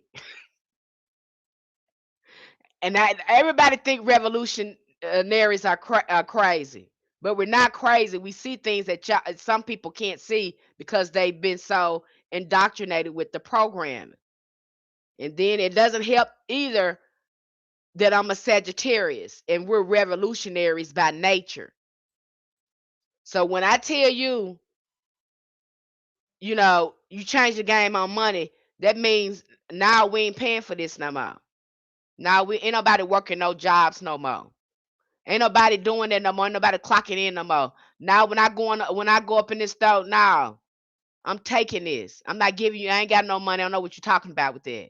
This ain't about that. You're looking for money. We're trying to live. Now I can't steal nothing if it's food. Now you need to have them looking at you like you crazy. You understand me? Well, you know you need some money, sir. I don't know what you're talking about. Cause see, they flipping the script on. This how they flip the script on you. They fucking with your mind. So what you got to do? Fuck with their mind right back. I'm sorry I'm talking like this, but this is what you have to do. You understand? You got to flip it right back on them. You're going to have to become a hot John the Conqueror, a brown rabbit. Okay? So they thinking it's about, nah, I ain't come here for that. I need my lots of water. Don't we need that to live? Don't we need food to live? That's what I'm taking here. What the fuck do you mean? I can't steal anything. What do you mean steal? What do you mean? The water is literally right there. Why am I paying for this? I don't need no money for that. I can't eat any money. I can't drink any money. So why we got, you're going to have to really, somebody playing with your mind, what you going to do? They playing mind games. You flip the script. And what they going to do, scramble. I wasn't planning on them. I wasn't planning on them flipping the script. I was planning on them being in my box. I know you was. I know you was. But I don't fit in your little box. So what you got for this? If everybody sit down, not pay nothing, and these grocery stores need to know. Ain't nobody coming in there with no money to buy nothing. So I suggest you get a write-off or something because we're coming in there to get what we need. We done bought and paid for that stuff with taxes and all that stuff. Nobody finna keep giving you no money for that. And you keep jacking up food. Ain't nobody can keep doing that for you. Y'all not ready for that. They got you convinced that you're stealing. They got you convinced that you're stealing. Why they stealing from you? I don't know. They're messing with your mind. And so you're going to have to think differently. And some of y'all not ready to think differently because you're so indoctrinated in the program. And it don't bother me because Sagittarius don't like following their funky ass rules no way. We know it's stupid. We know this. We don't like, we're the rebel anyway. We don't like following your funky ass. We never fit in your little box. So we don't care anyway. Now, you're going to have to get like that. If you ain't ready to get, because they didn't got like that, they have gotten in their minds. If they have to unalive you, if they're gonna do what they want to do by any means necessary. If they have to go in and make up a law the next day to make it right for them to do it, then they gonna do it. So you do the same shit. The same thing. I used to do this at work, and people thought I was crazy. Them nurses said, I'm gonna write you up.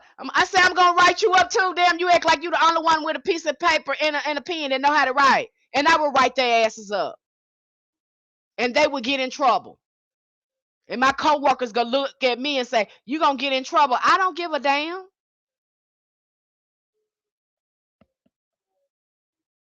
You're not scaring me with no paper, girl. I got a pen and paper too. And I can write real good. I know the stuff to say to get you removed from here. You don't want to play with me.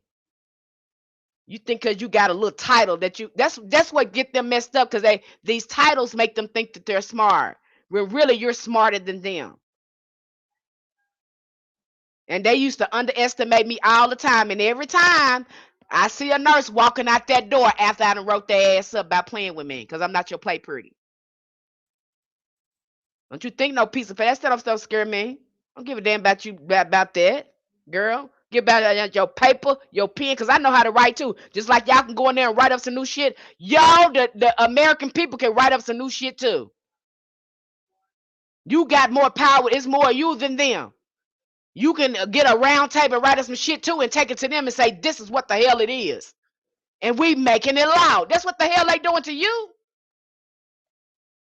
See, you ain't gonna play with me like that with no damn paper. Like you the only one that can write. Like you the only one know what a paper and a pen and shit look like. Like you the only one know what words is. Nah, you ain't gonna play with me like that. I got some words too. I got some shit to say too. I know how I want shit to be for me.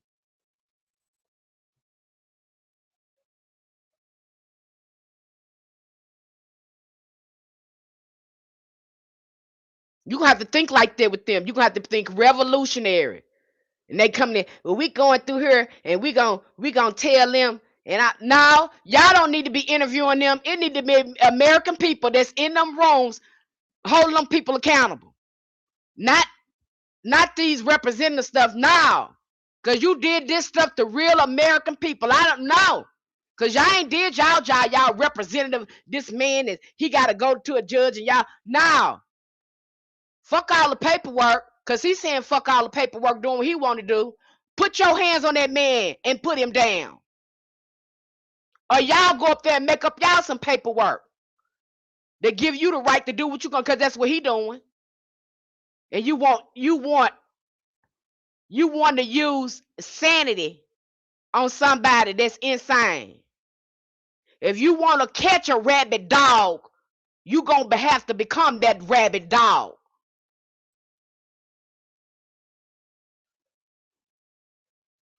In America, you ain't never took the high road in doing something. You ain't gonna be able to take the high road with doing something to that man. Now y'all sitting up there putting on a show while these other countries ain't playing. Canada, who was that? China. China said when they saw this Epstein thing, they said if that happened in their country, you getting the death penalty. China did not play.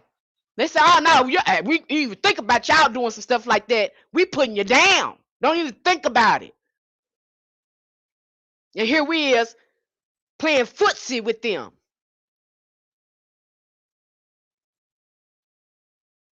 and walking around like this normal. Yeah, cause y'all normally are doing. You've been normally you started this doing this to women and children with your perverted self. Just perversion and perversion. You better put your hands on them because they getting ready to put their hands on you. They getting ready to, so you better start. I hope you don't have to say, damn, that woman was saying that. And that's what we should have been doing. I hope that don't happen. That's why I got the hell up out of there because I saw the writing on the wall. I saw the writing on the wall. I see it plain as day. I see what's coming. I see what's coming. I see what's coming. As long as you be docile and look at the news and see what Epstein now. All the American people, all the money, taxes, and all the stuff and all the stuff they done, y'all should have been and put your hands on that man, on that whole country. I'm just telling you. Because I guarantee you, they wouldn't be able to get down in another country. America is the only one that's doing all this regular stuff. Because in other countries, that wouldn't go down like that. And then you always open your mouth. We this, Americans are this, well, show it. Either put up or shut up. Put up or shut up. You're so cocky when you go in these other countries until it's time to do something with your country. Either put up or shut up. Say you love this country so much, well, you need to stop. It's so looking raggedy over there. And the only people I know that can make it right, halfway right, back where it be, is going to be somebody looking like me. It ain't going to be no pale face. Ain't nobody going to trust y'all. Don't nobody trust y'all. Okay, you already know that. I don't even know why you want to be up in people's face. People don't trust you. You should be last person be trying to do something. Be up in somebody's face and do something. Because my ancestors did all that regular stuff to people. I want to sit down somewhere and not try to be in people's face all the time. I'm so sorry, y'all, but it just it the the emotions that move through me. The emotions that move through me when I know what hoodoo is and what it's still being born out of. And if you don't think you need hoodoo, you're gonna need it now more than ever in your situation. You're gonna need it. And you're gonna be needed to be real about what you're doing. You're gonna need it. You in a dire situation where you're gonna need hoodoo to save your life. Okay, because it's saving mine every day I'm in Thailand. Okay. Healers and conjurers serve multiple purposes within the Gullah Geechee community. These roles may or may not have been recognized by the whites, though they were highly respected among African Americans. Okay. The formal religious voodoo perceived local practices of voodoo is exactly how the women of this study explain their familiarity with folk customs. So when you go into this book, Talking to the Dead, you'll see these women practicing a form of voodoo in Christianity. Not voodoo the religion. The voodoo religion, don't come from me. Because you think every time somebody talking about voodoo, they talking about the religion. No, they're not. Okay, y'all made that a religion. You know that worked for you. We're not talking about that. We have people in the Gullah Geechee community that is practicing voodoo through Christianity, and they knew that was like, no, it's not that voodoo, but it's our voodoo. It was their voodoo. Okay, I'm getting ready to wrap it up here. And voodoo only means spirit. We're talking about the spirit. We're not talking about the religion.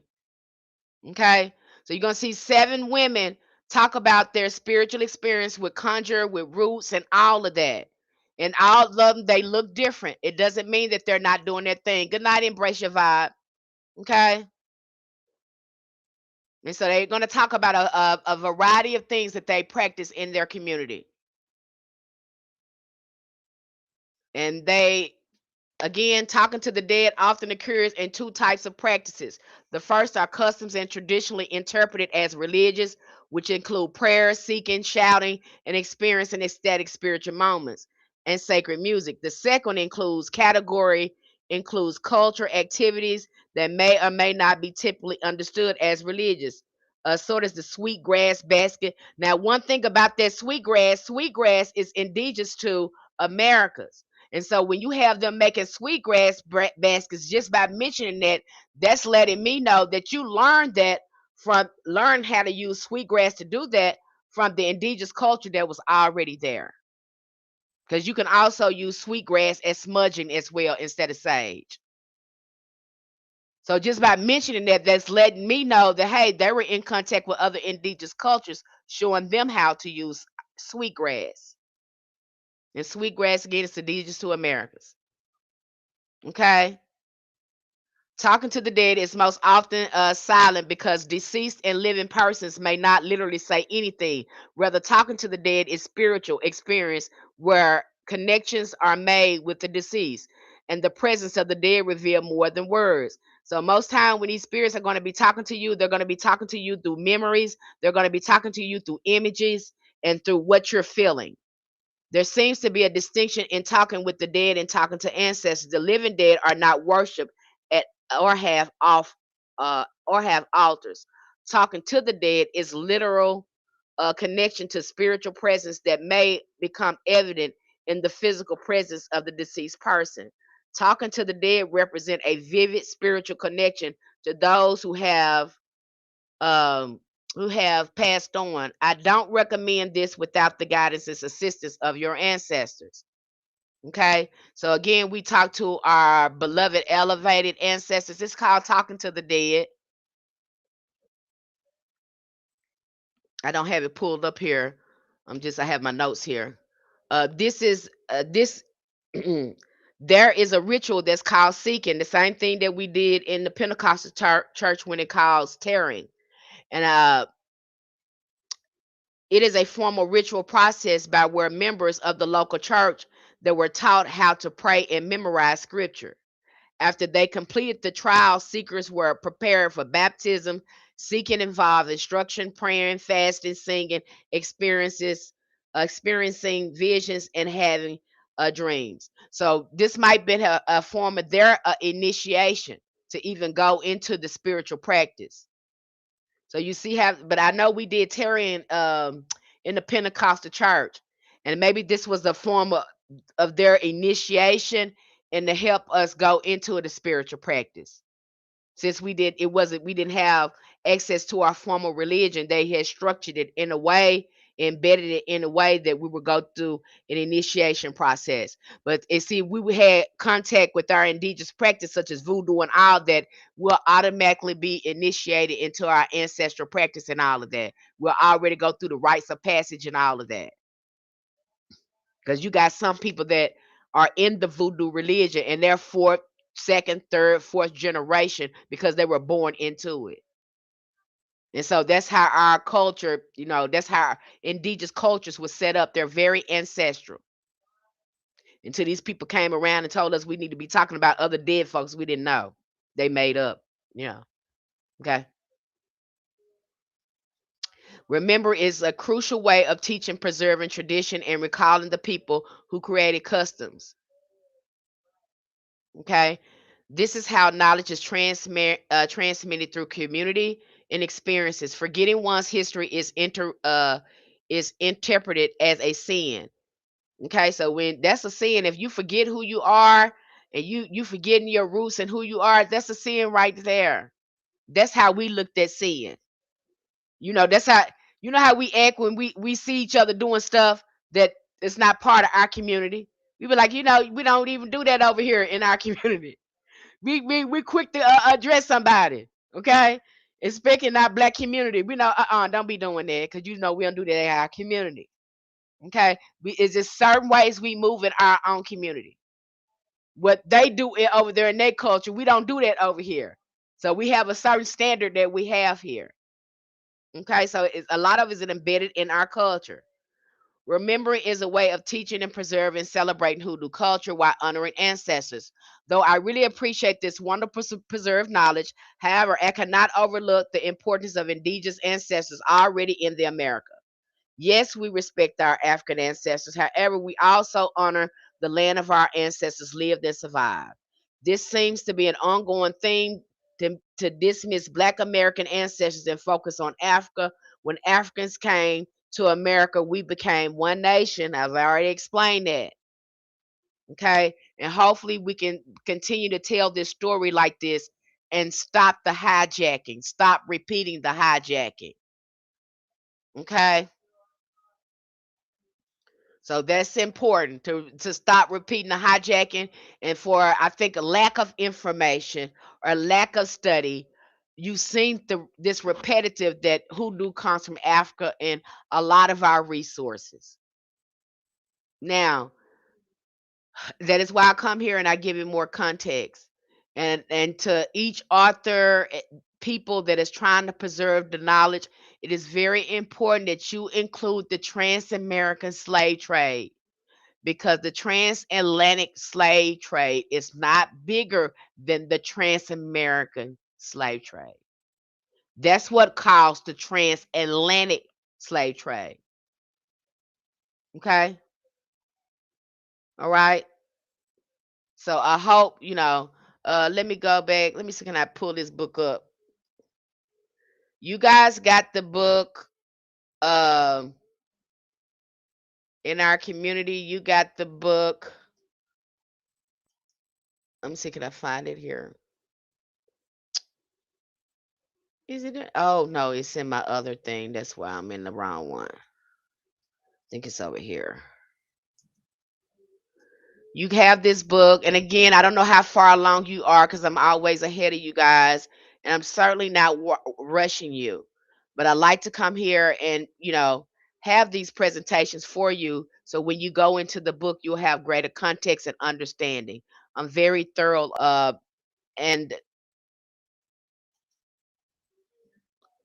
and so you won't be lost. And if you're lost, if you're behind in your practice, you know, it, you have to ask yourself, what work am I doing to cultivate my practice? Because Miss Penny has gave me this. Miss Penny have given me resources to this. Miss Penny has given me workshop. What part of my practice that I'm not doing my part? What am I really wanting out of my practice? Because I give you the opportunity to say that. But I think some things are going to be shifting in our community. I think I'm going to move some things around because my desire is to work with people who really value the information, who's really taking that ancestral knowledge and applying it to their life and seeing shifts and changes. Now, there are some of there, a small percentage of them are doing that. very small percentage, but the rest, you know, I don't interact with you. I don't know what's going on. I give you the opportunity to interact. I don't know what's going on there. So I really have to rethink that and the kind of people that I want to attract in the community that really care about the practice and that's not trying to do fluff stuff. So the name of this book is Talking to the Dead. It religion, music, and live memory among the Gullah Geechee women. And this book is by LaRonda Bryant. Very good book. And we'll be going into some more Gullah Geechee stuff. But this it certainly brought in a lot of insight for me. Okay. All right. I know it's getting late over there. We have a workshop that's coming up tomorrow. I think we have our first workshop. Um, it's starting back up. We're gonna do our tarot workshop, and that's probably gonna have to do maybe 3 or 4 sittings of workshops with that to make sure you understand it. So we have a tarot workshop. Going to start that back up. Um, we also have our ritual collective rituals that we do over there during the moon phases. So if that's something that you're interested in, get into that. I also offer the Hoodoo Spiritual Blueprint. I do recommend you get that. Everyone get that because it'll help you with your Hoodoo journey. Let you know what elements that you're good going to be good at working at. What kind of spiritual work you need to be doing to get in alignment, to get in a divine alignment. What type of fortune that you're working with? Where's your fortune located? So it gives you a lot of insight when I can break it down hoodoo style, and so you won't have to be guessing about what you should be doing on your hoodoo journey. So those charts they're really insightful. I get a lot of feedback, good feedback for them from them. So if that's something that you're interested in, please hit me up. I also do regular readings as well. You can DM me, and I think on YouTube my email address should be available there on the profile. Okay, or you can DM me here on TikTok. Okay, but all our information is available when it comes to reading, when it comes to our resources in our community. All right, you guys take care. Love you. We'll be again, get over there to Cosmic Mother Ministries because we talked about a little bit about the Luciferian and things like that. Now I'm going to get more in to that when I go have this book discussion about the Gnosticism, when we look at Gnosticism. So I'm really going to open that up and help you understand what was going on there. So if you're interested in knowing more, you want to know more about that, join my other channel, my other platform on TikTok, Cosmic Mother Ministries, or on YouTube, Cosmic Mother Ministries. Join that YouTube because all that platform is everything divine feminine. I break that all the way down so you can really see what's going on there. Okay. I hope to see y'all at my next live stream. All right. You guys take care. Love you.